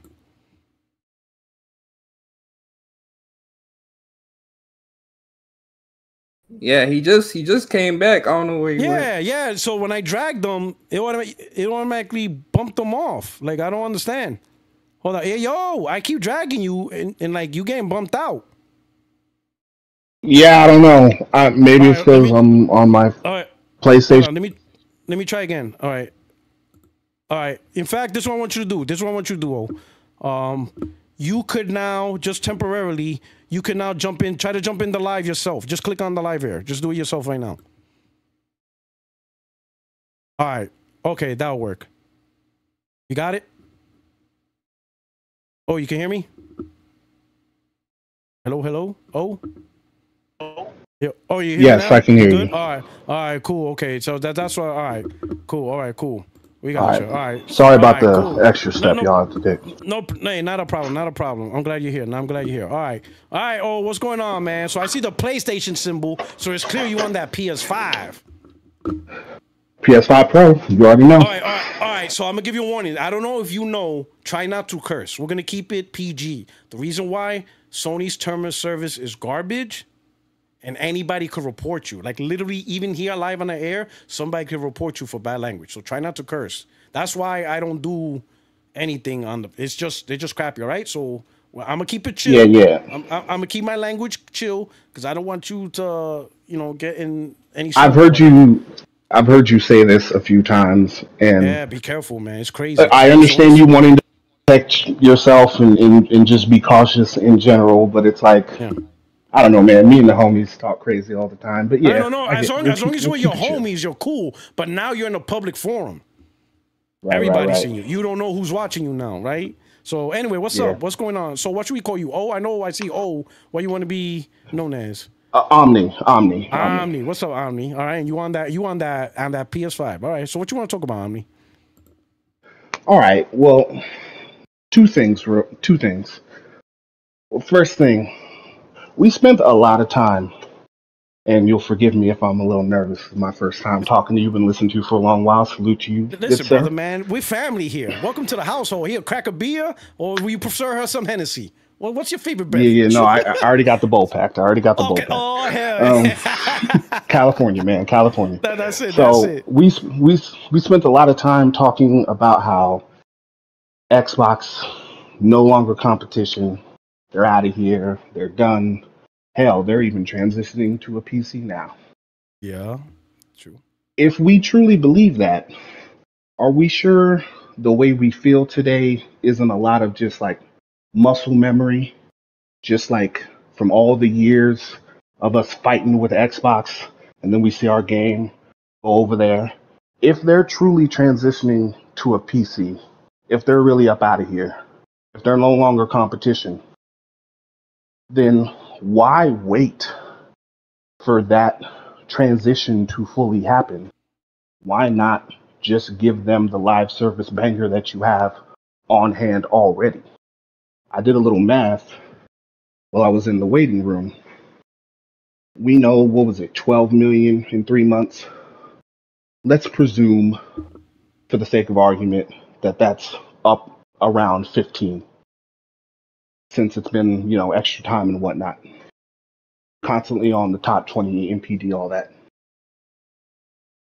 Let's say it's 15 million. That is, at $40 a pop, that's $400 million for 10 million sales, and another $200 million for the other 5 million sales. Mm-hmm. And then we heard at the fireside chat, or during that presentation, that over half their money, is in microtransactions. It's true. Which means at least Helldivers 2 has generated enough revenue to be around $1.2 billion. Easily. If you got a moneymaker like that on your hands, and you know the Xbox over there is turning into a PC where you already have a port. If they just sold, now I know you talked about a second ago, I don't think their expectations are for 5 million. Maybe not, who knows. But even if they sold 2.5 million on a game that Xbox fans have been yapping about wanting, will they actually buy it? I don't believe them, but we'll see. But even if at 2.5 million sales, that's $100 million up front, and then another $100 million if they spend in microtransactions at the same rate as the PlayStation fans. That's $200 million. Now, it hurts me that they're porting that game. I didn't want to believe the news. I'm still hurt. I'm not going to front. Like, we're all hurt. We like Kiss Smooth. I'm hurt. I can't be hurt. Yeah. We're hurt. I'm hurt. Don't ask me if I'm all right, dog. I'm hurt. I'm hurt. But 200 to ask a business with, to your point, the live service struggles, we'll say, to put it nicely, that they've been having. you expected much more revenue coming in at this point. You didn't expect to have to can whatever you spent on, bringing along Concord, et cetera, right? You're struggling in the live service department, and they are. And me, I think we can admit my that, feelings, right? We can admit their live service strategy, they're hurting. That's that. No one can argue that they're not. 100%. Sony's first party live service strategy is in pain. I don't think that's the craziest thing in the world. It is a creative process. I think live service is the toughest mountain to climb in video games today. Yeah. So I don't think it's the craziest thing that they're struggling. But yes, 100% they are struggling. With their struggles, me and my feelings and the feelings of the community are supposed to ask that company to hold off on potentially $200 million off of sales and microtransactions. That sounds absurd. Yeah, it is. Now, does it mean that the dark path that people are presuming and talking about won't come to pass? It does not. I don't know if this is the bright red flashing warning sign, but it's certainly a small yellow one. And we'll have to see where it goes here or there. But I don't know if it's, given the specific conditions on the ground in this specific situation, I don't know if it's as dire or if it automatically means, oh, here comes day and date on PC. 4 years is a long time. You're correct about that. Yeah. Look how far we'll see. From 5 years ago. You're 100%. But we've also seen the tides changing of recent. They have not released a game within a 12-year mark as of this point. I double-checked Spider-Man just to make sure I was right about that. How long it took Spider-Man 2 to go on PC from release? It came out January 30th. And so that would have been... this year? No, yes. Like what? So that would have been like 14, 15 months. 14, okay, 14, 15 months. Okay. So they haven't crossed that threshold. Demon's Souls still isn't there. Bloodborne obviously still isn't there. Gran Turismo isn't there. And of course, PC people with their wheels and all their setup, they want that game, but it's not. Yeah. Right, true. Astrobot's next up to bat. We'll see if that crosses the 12-month mark or not. And then, but, they're still feeding us exclusives. And that kind of brings me into my second point. You've done a lot of exclamation about the live service strategy and how it's kept first-party games from being in our hands because of, Blue Point and Sony Bend, et cetera, et cetera. And although I disagree with you on some of that, I think you got to let your creatives create. Like if Blue Point was really excited about whatever live service God of War game, let them try. And if you give them 18 months and it's not working out, cut them off like they did, and then we move on. But I don't even want to talk about that specifically. Let's say none of this live service stuff happened. I estimated, and this is just a guess, I have no fucking clue. Or, excuse me, I have no clue. But I guesstimated anywhere from 4 to 8 additional games could have come out over this 4.5-year time span. If there was no BS, just focused on all the single player studios, just focused on high-end AA or AAA single party first person games or single player first party games. If that's all they did, maybe we'd have an extra 4 to 8 games in our libraries up to this point in time. Would that really make a difference? Do you not have enough good games to play? Have you played all the good games you have access to now? I would say as far as the first party, the only games from first party I have not played is Gran Turismo, but I will never play that because I'm not into that. And you're not in the races, yes. And I'm not really into platforms like that. But right now, I'm playing Death Stranding, so as far as first party, I'm caught up. There isn't a first party game that I haven't played that's really not within certain categories. An actual multiplayer. So like I played a little bit of Helldivers. I did give it a try. But the games I'm just not going to play from Sony is Gran Turismo, right? And their platformers. I might give Astrobot a try, but I'm not really into platformers like that. I don't even care about Mario or any of that stuff. But that's about it. Everything else, Stellar Blade, Rise of Ronin. Side note. I'm just, you know. Side note, Astrobot is pure joy. I'll say this. I'm not saying that's a bad game. Like Mario is a iconic game, right? So I'm not really, like Gran Turismo 7 is an iconic, great game.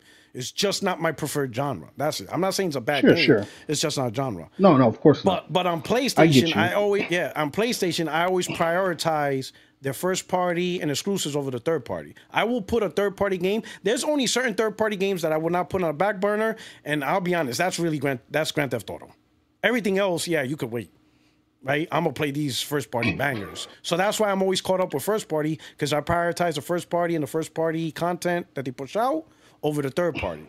I play those first, and then I'll go back to third party. So I'm pretty much caught up with first party, right? But I will say this, and I'm just going to put this on the screen. It's a little bit more than just the developer's creative process and say, hey, I want to try a live service game when it comes to that. It's also the resources it takes to also put games on PC. I put this on the screen. I don't know if you're watching the live stream live. I'm watching. But right here, it says Nix's. After success of our collaboration on The Last of Us Part 2 Remastered PC, we teamed up once again with our friends at Naughty Dog to bring you an update for The Last of Us Part 1 PC. Jump back in. Now, think about the words they use. Collaboration. So Nix's is not fully owned. I mean, not fully owned. They're not the ones who are 100% working on the PC version.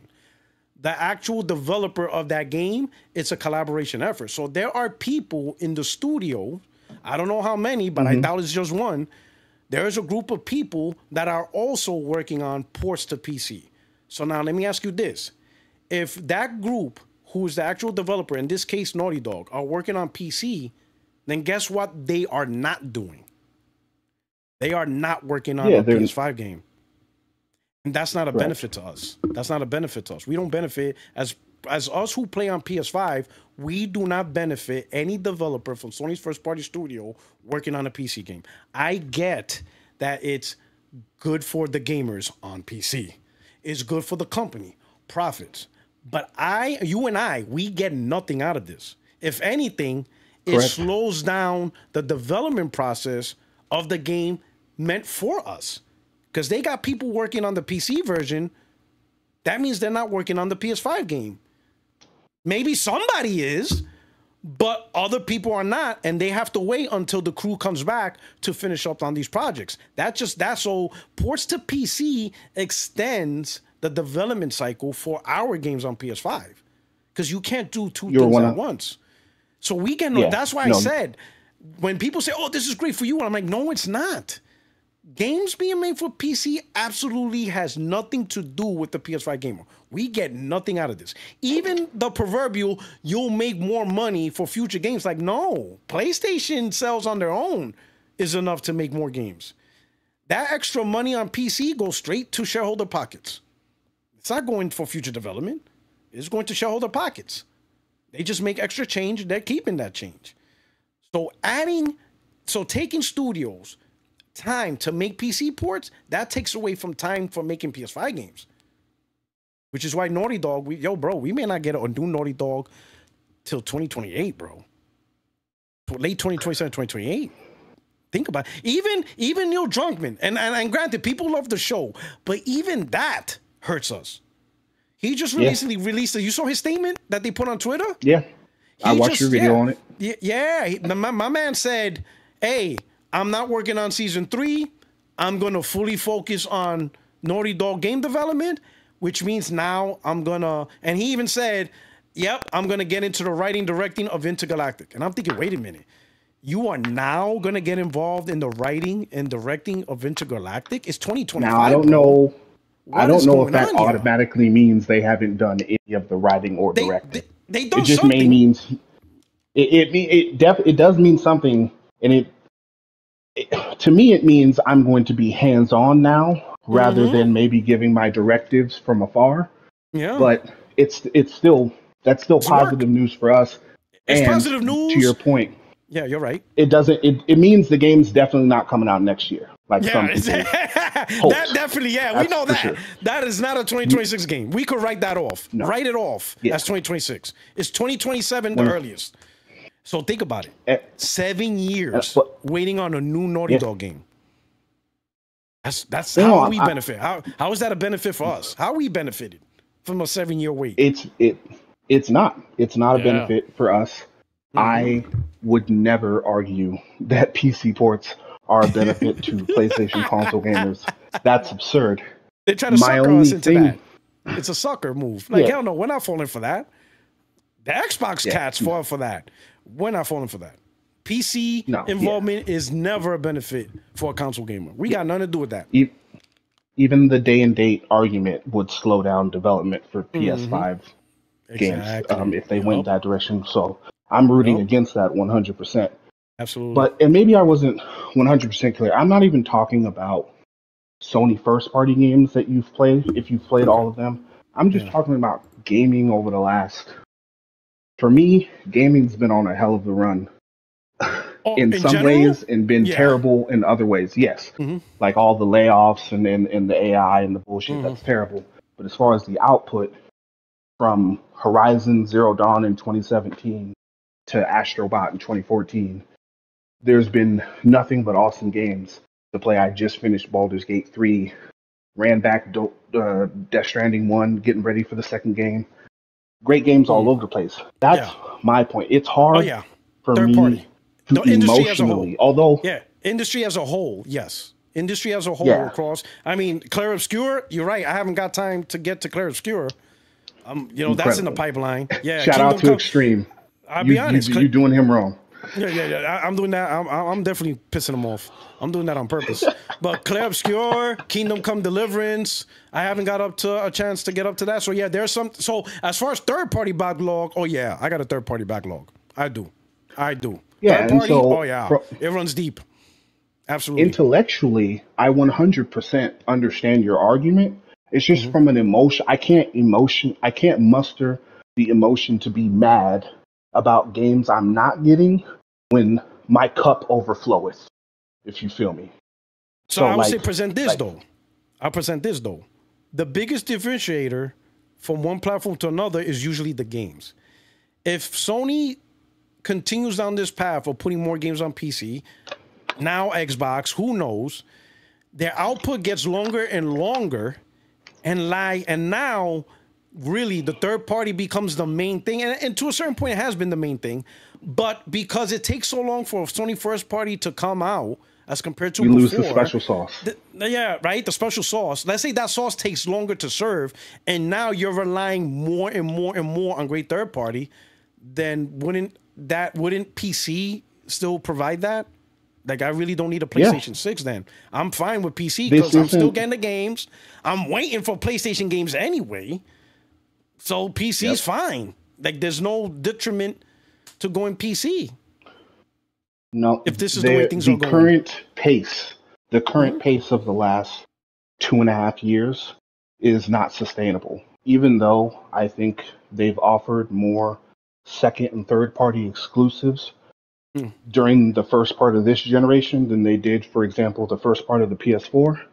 This pace of a couple of second party deals, maybe, and one first party game, that's got to be at least 2. Like this year with Death Stranding and Ghost, this needs to be the bare minimum moving forward. And so I think part of job. Yeah, I think part of the you talked about how the first party studios aren't necessarily focused on selling the platform, they're focused on profitability. I think part of that is all the times them talking about, we're getting smarter about our processes, we're having more checks, we're gonna we're going to cancel a game early if it's not working out. We're not going to let these studios kind of dilly-dally or waste money. I think part of that leans into the profitability argument, and hopefully that leads to a quickened pace on these first-party releases. Because although I have grace for PlayStation because of how awesome the start of the gen was, the end of last gen was, I understand. I'm not stupid. It can't just be one game. It can't. Okay. You gotta work on that. So those are my only 2 points. All right, Play more games. If you're really that upset about the lack of Sony first party, broaden your horizons, because there's never been more good games, big, small, medium, whatever. And we'll have to see. I think the conditions for the Helldivers makes this tolerable to a degree, despite the fact that I'm still hurt. But it is a bit of a warning, and we'll have to see where it goes. All right, Omni. Thank you so much for coming through. Great points. No problem, man. Salute to you. Salute to you, man. Let me know if you ever want to hop on the podcast and stuff. Hit me up in the Twitter DM. You know what I'm saying? I don't mess with social media. Like, you know so what? Maybe I'll just. I'm good. But I'll hit you up on Discord. All right. Because I would love to talk to y'all. He's like, I'm good. Yeah, no, social media is trash. I don't blame you. Bad for your mental health, y'all. I don't blame you. All right. Okay. All right, brother. Thank you. All right, let me do some super chats. We got Liquid Data.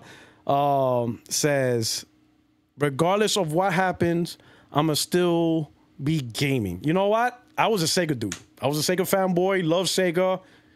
And when they said, "Hey, we're not doing that stuff. We're gone," I moved on and stuff. All right. Okay. So yeah, I said fine. I moved on to another platform. And listen, as long as there's AAA, AA, native gaming, I'm there. My heartache really would be the day like native gaming is gone, even on PC, and everything's cloud. It better work. That's gonna suck. Oh, Liquid Data. Oh, he jumped in. What's going on? Can you hear me? Yeah, I can hear you. I'm out here on the grill. I was snap. just tuning in. You know what I mean? You got them steaks? Yeah, no invite. No, I'm about to put I'm putting crabs on the grill. But guess what? Oh, no, I don't do seafood. I'm good. I'm good. I don't do seafood. Why Puertorock don't be having no leftover mofongo in the refrigerator when I come through? Listen, there ain't no leftovers mofongo. You know what I mean? That's going on. That's out. That's man. What's up? What's up? Yeah. I just wanted to chime in real quick. You know, like I'm always watching, but you know, as far as PS gaming, Helldivers too. Like, all right. As long as Sony don't mess up the quality, I'm gonna be a console gamer. You know what I mean? Like I ain't with PC gaming right now. All right. You know what I mean? It's the simplicity of console, you know. Right. And I do agree that if they start spreading themselves thin, then like you always talk about, it's about the quality. You know what I mean? If they say, all right, we putting it over here, we putting it over there, we putting it here.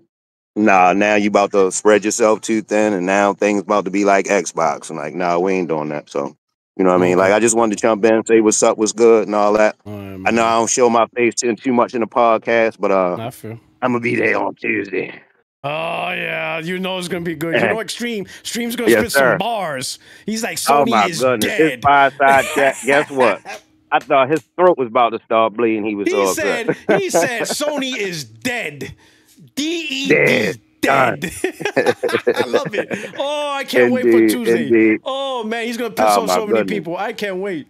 Oh yeah. I definitely like him though. Like, you know, I'm gonna tell you this real quick. Like, I found about you, King Thrash, what's his name? A whole bunch of y'all at the same time, 2020.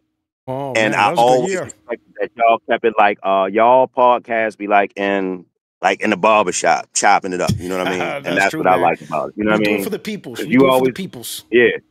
Because you always gonna get that truth. You always gonna get, you know, the barbershop preaching the sermons. You know what I mean? So keep the barbershop thing going on. All right, my brother. Thank you so much. Thank you for rocking for so long, man. I really appreciate it, man. Yep, indeed. Man, enjoy the BBQ. Enjoy that. Yes, crab sir. meat. Matter of fact, I'm gonna put some pork on the grill for you. Oh, now we talking. Yes, sir. Yes, sir. Now we talking. Yes, now sir. We hey, talking. I'm gonna send you a couple pictures of my grilling, so you can be mad and be like, yeah, I need to have some of that good grill. Oh yeah, yeah. I saw my plate yesterday. That's what it is. Some people be like, wait a minute, Yes, Puertorock, sir. this is my plate right here, and that was just the first one. Ooh, look at that brisket. We got the brisket. We got the beef rib. We got the wings. Got that mac and Yes, cheese. sir. Oh man. Lord. All right, brother. And you said Thank you so much. you New York. You from New York, right? Yeah, I'm from New York. Yeah, but I'm I'm here married in to Cali. New Yorkers, so I know what it's about. So you know what's up, but you know how New Yorker do. Yes, You sir. be Like when New Yorker built Stream different. was talking about pizza in Australia. I'm like, Australia and pizza don't even belong in the same in the same sentence. Stop. Yeah, I told you stop. And that's what I told him when he was talking about pizza. I was like, yeah, stick to Fosters and kangaroos. You know what I mean? All right. And what do you say? Raisin rum ice cream. Oh my God, extreme is killing me. Rum raisin ice cream. Oh, hey, I might jump back on if you still live. I'm attending this grill, man. All right. I'll be watching, brother. All right, man. Many blessings, man. Enjoy. Yes, sir. All right. Let me pull in the next one. Here we go. Here we go. All right. So far, I see the letter S. Oh man, let me put you back in. All right, you here? You good? You good? Oh, what keeps happening? Oh, I know what it is. Hold on. I know what it is. I know what's happening. I know exactly what's happening. Why?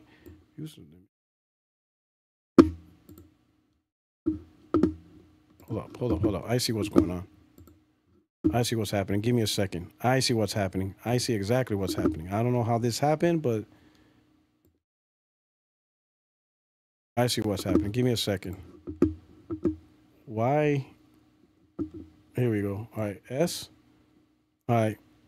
Are we good now? Kick me out. All right, there we go. That's me. No. I pull you in, but it bumped you back up. So what the hell? All right, S. I don't know what's happening, but it keeps pulling you out of the live. So this is what I'm gonna do. I'm gonna do something. That is weird. Give me something. All right. What I'm gonna do is you jump in right now yourself to live air. Click on the live air. Live air? All right, about to do that now. Just click on it. Okay. All right. Okay, so now we're good. All right. I don't know what's up with Discord, but it's like, okay, so you're good now. You're safe. So what's going on? What's going on, S? Hey, what should we call you? Because I just see the letter S. All right. Oh. So what should we call you by? What should we address you as? Oh, you can address me as SK. SK? All right. Oh, okay. All right. What's going on, SK? I'm all right. Can't complain. All right. What's your platform? What's your preferred platform? I'm echoing. Hold up. Let me see. You're echoing yourself? Oh, maybe you have the live and it's you mute the if you're watching the stream, mute it. All right. You hear me now? We good? Yeah. You were good. All right. Yeah. So I've been watching the post for like a year. Oh man, I'm OG PlayStation. I'm PS5, but I'm OG. I'm OG PlayStation, bro. No doubt. PS1. I've been there since day one.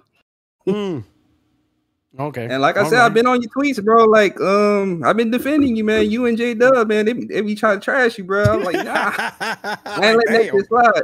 No, that's it. Yeah, because what's up?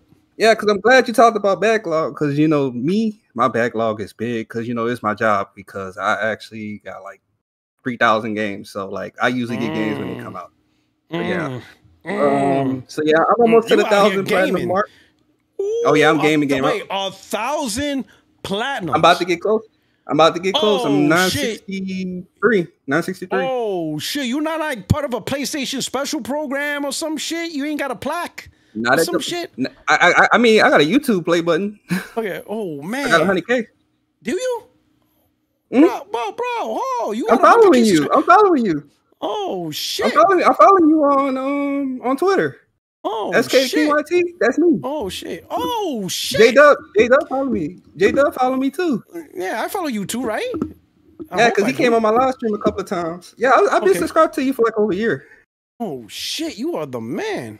What is it? I told you, what is it on Twitter? What is it on Twitter? SK the King YT. SK the King. Okay. YT. Yeah, no shit. Yeah, I see you. Yeah. Yeah, I've been following you for a while, man. I've been defending it, man. Oh shit. My man got almost 1,000 platinums. Bro, ain't nobody can tell you shit. Who's gonna talk to you? I'm telling you, when they say they don't game, I game, you're not bro. gaming, bro. Who you talking to? I got more platinums than you got entire libraries. My platinums are bigger. Yo, bro. Listen, man. Nobody could talk to this dude, bro. He has more platinums than you have just games in your library, to include the free-to-plays.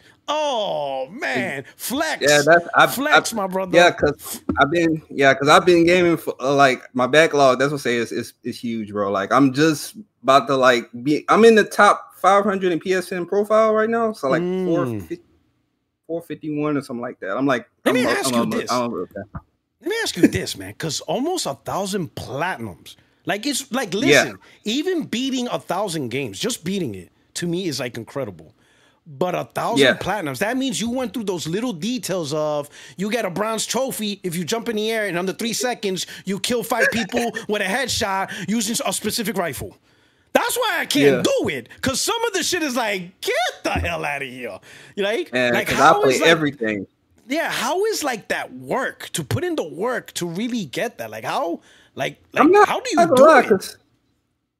Man, it's drive, man. Cause I ain't gonna lie, cause some games is frustrating. I'm not gonna lie. I was raging like a mother on there, man. Yo, when I see trophies and it's like a paragraph description on how to get it, I'm like, yeah, I ain't doing that. I'm like, I usually look up guides. I usually look up guides on YouTube, so I'm usually in between both of those. So that's usually what I do. I try to knock out the easiest games first, and then now I got like the AAAs. I started working down the line, so like I'm doing everything, man. Wow, that is your listen. My hats. I tip my hats to you, platinum gamers, bro. Cause that's. But I salute you though, man. You've been on your ground too.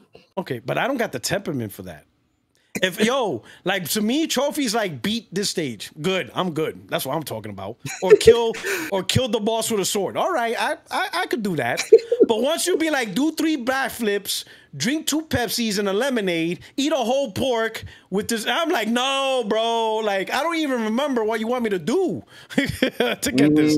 Yeah, and especially the trophies where you don't have a choice but to replay the game. Oh, I can't do exactly. that. The multiple I gotta playthroughs. Replay this game again, like Nier Automata. Nah, I got that. Nah. I got that now, bro. I can't do that. I can't play a game 3-4 times. Oh man, the Square Enix games, yeah. All right, bro. So, what point you want to make, my brother? Yeah, bro, man, I've been seeing. You need to hop on the podcast. You more than welcome. Yeah, you need to come through. Definitely you need to come through. I'm at the DM. So you said Tuesday, right? Yeah, Tuesdays. Every Tuesday, 8:30 p.m. In fact, this yeah, is what I'm gonna do this right now. I'm gonna add you a role, podcast guest. Okay. So now you could just jump in on the live. You don't need permission or like, nope. You don't have to go in the chat and be like, hey, yo, Puertorock, send me a link. Nope. You good now. Sure, you could just get it. That is 100. I respect that. Appreciate that. Yeah, no doubt, man. Yeah, because yeah, so like I be seeing these posts about this Xbox handheld, and I mean like they is really championing this handheld like it's a Steam Deck. It's an Xbox. I'm like, nah, it's an Xbox. Yeah, so like I'm seeing people just like, I mean like this is the new coat. This is the new coat. They're like, man, it's basically it's PC, and we gonna have everything on there. We're gonna have Steam and I'm like, oh man, y'all gotta go somewhere with that, man. But yeah, man, I mean, they championing right now, man. Champion. Yeah. Main champion. I feel you. Yeah. All right. In fact, since you're here, let me show you this video. I saw this. Let me put this up for everybody.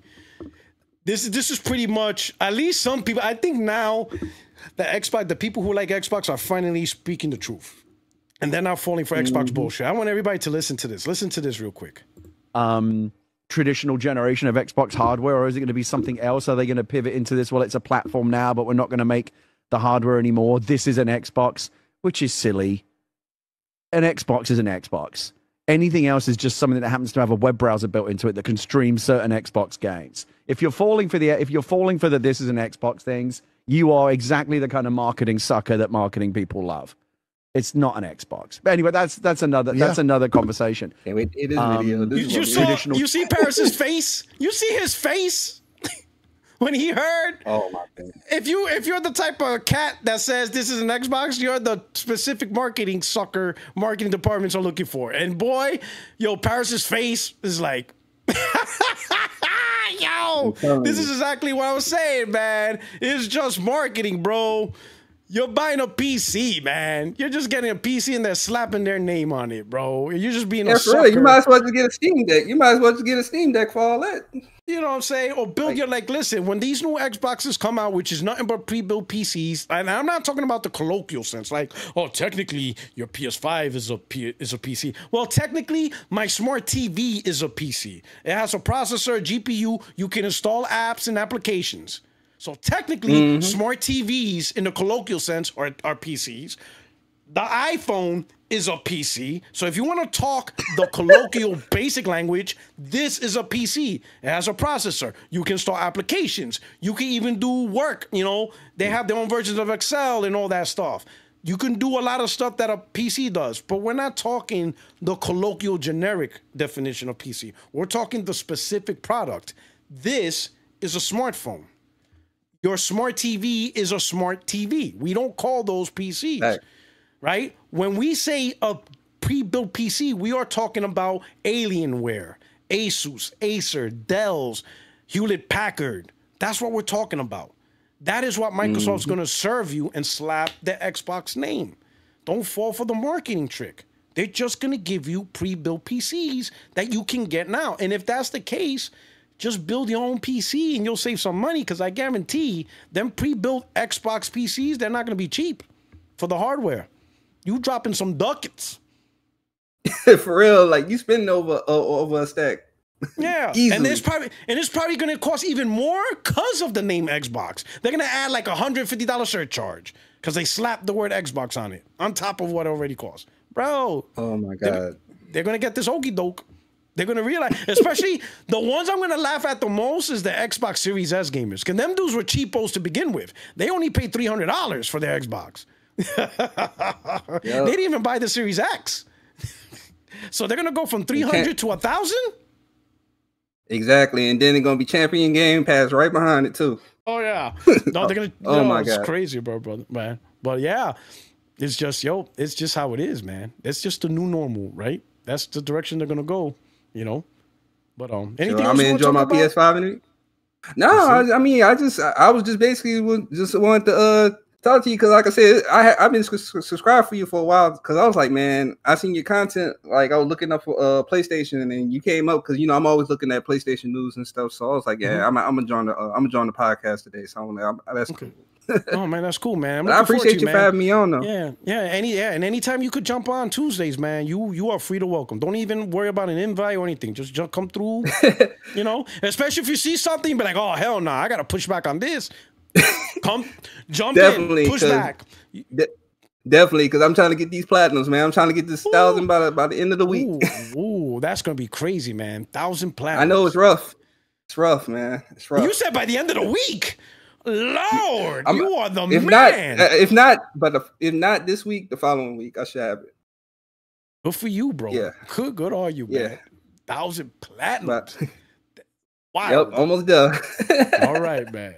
Good for you, man. I appreciate you, man. All right. Appreciate you too. All right. Okay. All right. And then we got one more guest, and I'm gonna say this is the last guest, and then we're just gonna keep it through. And let's see, let's say John. Let's see if John sticks in the room, hopefully. Yeah, John. Oh, he is in, and he's not getting booted. All right, you're going to be the last guest. What's going on, John? Please let us know your favorite platform, and let us know what you want to talk about. Let's say right now it's the PlayStation, but I game on PC as well. Okay. I just grew up on playing PC since the 90s. I'm okay. I'm 39 years old, so you're the old school PC gamer. So, you're the Wizards and Warlock PC gamer. Yeah, because I was I grew up playing you were before Steam. You were before Steam. PC was a wild west back then. Yeah. I used to play a lot of Counter-Strike when I was growing up. But the thing is, I always like PlayStation, but the thing about me is that if they decide to go day and date, I probably won't get a PS6. I won't be mad. I'll just play the games because I didn't really get into PlayStation like yeah, I own a PlayStation 1, PlayStation 2, but I wasn't really into PlayStation 3. I was on game on PC Okay. because like the fighting games stuff like that. Like people know that even though that PC like Steam didn't have a lot of fighting games, you can emulate emulate the arcade games and play online even on slow connections. So like back in like the early 2000s, late 90s, you could play like 3 vs 3 online with those Neo Geo games with emulators and Yeah.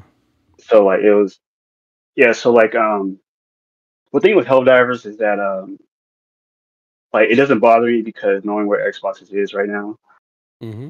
and like they're practically dead. If this was remember this like I think 2017 Sony didn't even want to do crossplay. I remember They didn't want to do crossplay, and they were they made them ads hardcore. like let's play Remember? together. They were Yeah. hardcore. No, you playing on Yeah. PlayStation. We don't even want our third-party games to touch another Yeah. platform. Good point. And now They came a they're long they're way. slowly they're slowly doing this. But like the thing about Good Helldivers, point.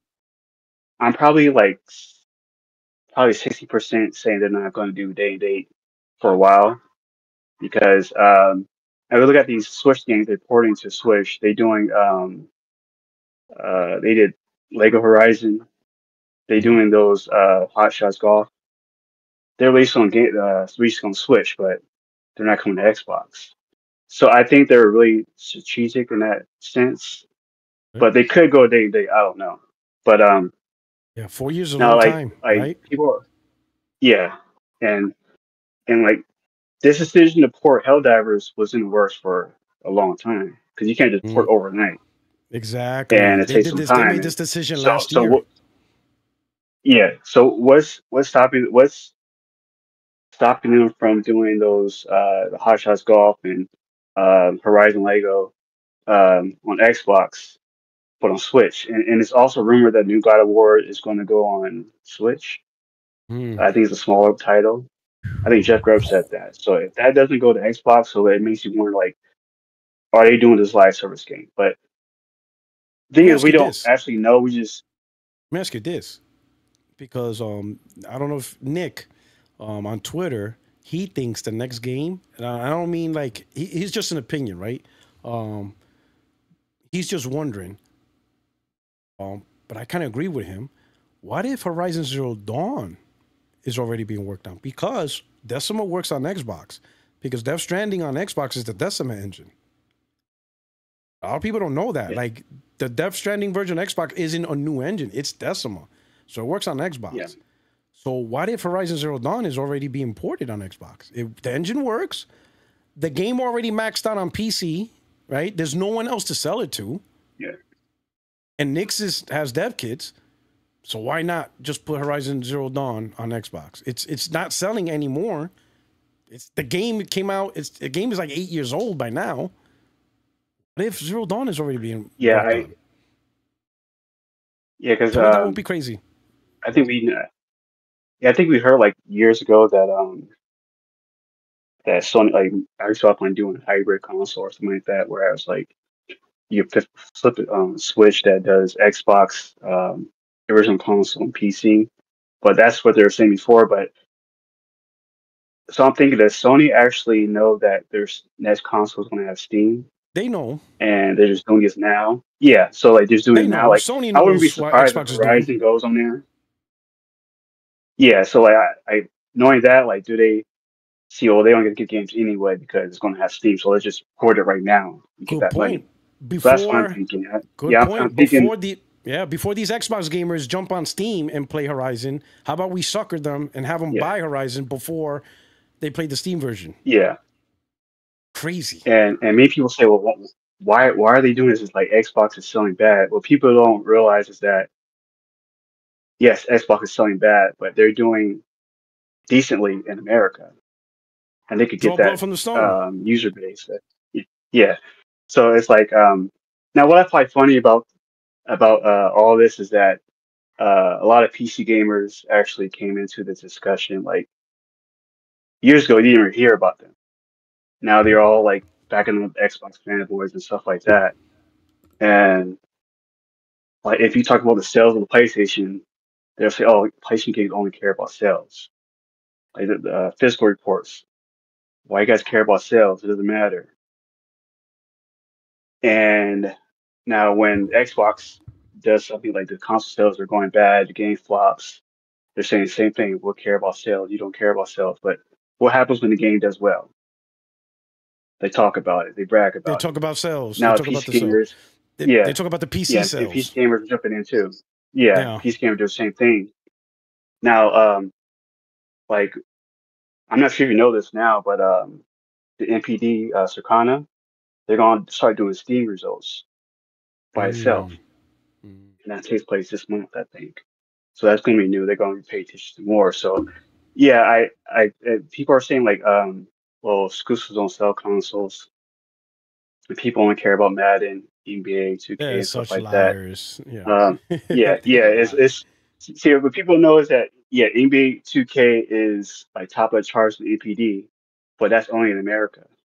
Like They Madden ain't playing doesn't that in sell Europe. well Yeah, they're not outside. playing those. Yeah, and like you see the PlayStation game exclusives on top of Europe charts, and that shows that there's different markets for different gamers. And the reason why a lot of developers don't port a lot of games to Xbox is because they don't have the U.S. market, the Europe market, and Japanese market they don't have, and It's PlayStation irrelevant. is shrinking. Yeah, so it's like look at the landscape and where it's going. I understand why Sony was doing it, but if we look at the like the day and date release, if they start doing that, I'll say like Suros, like the new House Marquee game. Yeah. If we start seeing with that, then it's going to happen. But if not, then it probably take a long time to get there. I think it's a long time. I think, like I said, I think Detective C said he just getting word that there's plans that the next PlayStation won't be until a 2029 release. So that's 4 years from now. That could happen over the next 4 years before the PlayStation 6 launches. And that's what I think. I think it's like the way I see it, Microsoft is sprinting while Sony is like skipping hop doodle. They're both going possibly the same destination. It's just one is like in a Ferrari zooming as fast as possible while PlayStation's like, we could take our time. We could feel things out. We could take it one step at a time. And I think Helldivers 2 is like a step, right? Because the one thing that a lot of people telling me that I'm over exaggerating and I'm reading too far into it, I'm like, but that's how you look at things, right? So if Helldivers 2 goes on Xbox and Helldivers 2 earns more money, more profit, then why wouldn't Totoki and executives want the same for the rest of their IPs? Like, why wouldn't they want Zero Dawn to make more money? Especially it's tapped out. There's no other way for that game to make more money. No one's buying it anymore. It's done. It's been on PlayStation, obviously. It's already been on PC for the last 5 years. No one's buying that game. It's done. So you either shelve it or you try to find new life. And that's how I see it. If you're willing to make more money for Helldivers, then why wouldn't you make more money for Horizon Zero Dawn? Why would you leave that game out? And that's how I see it.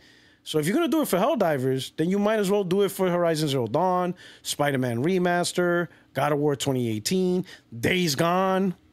You might as well squeeze more blood out of the whatever's left of that games. You might as well. It makes no sense for Helldivers to make more money, but you're going to purposely say, but the rest of the IPs are not going to make more money. We're just going to leave it there and not make more money. That's how I see it, and that's why I think this is it.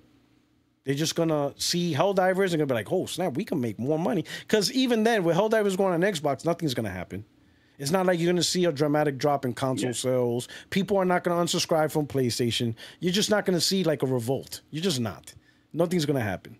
So Sony's going to be like, nothing happened. Let's just drop Horizon and see what happens. Sure, you'll see a lot of content in social media conversations, but that's about it. Sony could withstand that. Sony could withstand the social media blowback. The reality is the money, and nothing's going to happen in terms of money. At least not this gen anyway. Yeah, people This gen, like, they're fine. They're fine this gen. yeah, people like adjust to like the market because the market has changed within the past 5 years. It seemed like a couple years ago, just like the generation that started, but we were like 5 years into it. Yeah, it feels surreal, right? It doesn't feel like 5 years. Yeah. It feels like we're still trying to Yeah, work like how this gen's going to play out. And like 5 years into the PS4 generation, there were no PS3 releases, and now we're still getting PS4 releases. They're still a big generation. Part. They are still a huge part of the ecosystem. Yeah, and it makes you wonder how do they see that, and like they think about the PS6, like people are still stick to the PS5, and you might even get games that are still being released on the PS4 when the PS6 comes out. Mm-hmm. And do they see like, okay, like console sales are not growing, but the user base is because people are still sticking to the old platform, to hardware. Yeah. PS4 hardware still counts. The only thing it's still part of the overall market. Yeah. And like I listened to that thing briefly. They're talking about how they're going to expand to cloud and mobile and like other platforms, because like they're talking about how you're still a bit behind the PS4, so they wonder how they're going to expand. Are they going to adapt the multi-platform strategy? So it's like kind of a wait and see approach what they're going to do. But I know like if you kind of tip your toes into like recent games on Xbox and PC, could go a little bit further. And it may seem like in the here and now, but down the line, people might say, okay, no, you put a game here, I might just stay on PC. Because I look at a lot of like PC videos, PC setups. A lot of PC gamers have PS5s.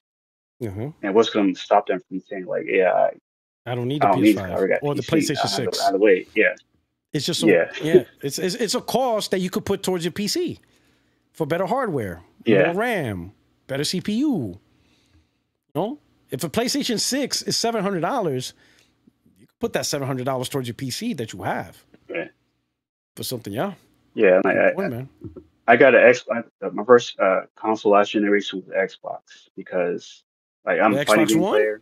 So Xbox One. So like I got a PS3 late because it was like Tekken. Okay. And I got an Xbox because of Killer Instinct. Now, when the games are going to PC, I'm like, I don't need this anymore because I already had a PC like since the '90s. Like Token Fighting Souls. You don't need a PlayStation 5. Yeah, so like that's day one on your PC. It's like PS4. I had a PS3, but when I got a PS4, I needed a game. I said, okay, let me play Last of Us. And that's when I started playing exclusives. So that's what kept me on the PS4. So like now if the now with PS5, the games are going like a year later. So I have a reason to own a PS5. But if they go to PS6 and day and date, I would say, okay, I'm not going to get PS6. I got a PC. I'm fine. It doesn't make me upset because I'm used to PC. And I'm not like just loyalist. Okay, like even though I debate a lot of people online about this PS5 and stuff, I just care about the game. That's it. I mean, at the end of the day, kind of like make the decision that's best for yourself. That's what I'm telling every gamer. Just make sure you don't fall for this loyalty stuff. Make sure that the platform you want to play on actually does what you want, that you're willing to pay for. Yeah. All right. Yeah. All right, brother. Thank you so much for coming through. All right. No problem. All right. See ya. All right. Okay. That's it. We went through everybody. What do you guys think? Do you think this ended up better than expected? I think it did. I think this actually ended up better. Especially for a first shot try, I kind of learned, like, I got to be fair. I got to make sure I got the right order. So I just jump in the room, get people. But I like this. You let me know. Hit up the comment section. Hit me up on Twitter. Let me know if you like this. If this was a good thing to keep it going, right? To finish off on the super chats, Liquid Data says, P-Rock tried to lock me in. Laughing my mother. Shout out to Liquid. Sean K. the King on his way to 1,000 platforms says, thanks for having me on. No, thank you for coming through. And I look forward to you being on the podcast. That's going to be great. And good luck to you on your 1,000. And then M's Odyssey with the $5 super chat. My pushback is marketplace and third-party MTX. Why would Sony sacrifice 50% of that to Steam PC after posting records earning? Sony's not dumb. Like, hey, I don't know. We'll see. Hey, I'm gonna say this. Sometimes they may not realize the long-term consequence if they're looking at short-term gains. Black Bomb mentioned it. If your focus is quarter over quarter revenue and not the impact 2-3 years down the line, they may not look at it. They may not look at any of these moves from an aspect of 2 to 3 years impact. They might just look at it as a next quarter, the quarter after, the quarter after. I don't know, brother. It's crazy. We're gonna see how this plays out. But we're gonna wrap this up. I want to say thank you so much for rocking out. I think I'm gonna keep this going. So for the lives on either Friday or Saturday that I don't have a guest, expect this to be a disagreement day. So I'm gonna keep it that way. So either I have a live guest or it's a disagreement day. And a disagreement, it doesn't generally need to be a debate. It could just be you just bringing up a topic. You get the vibes. But I think this is great. There's more interaction with you guys. Little by little getting the flow of it. And I'm finally doing what I wanted to do. So I think this format is good. But you let me know what you think, all right? Let me know. I think this is just better than just me talking. Got a lot more input. Got a lot more people involved. Just a lot more participation. I think it was good. But anyway, you guys enjoy your weekend. For those in America, I hope you had a great and safe July 4th and you enjoyed the rest of your weekend. To everybody, many blessings around the world. And I will see you guys on Tuesday with the next episode, 60 Frames No Lag. I definitely think you don't want to miss it because I think Extreme is going to pop off. Oh, I think you're about to see Extreme at his best. Sean, the man with 1,000 plats or soon to be, salute to you, everybody who be pushing those high plat counts. Y'all the true, y'all the truest, because I can't do it. But anyway, your only friend is YouTube Streets, Puertorock77 signing off. You guys take care, and I am out of here. Peace.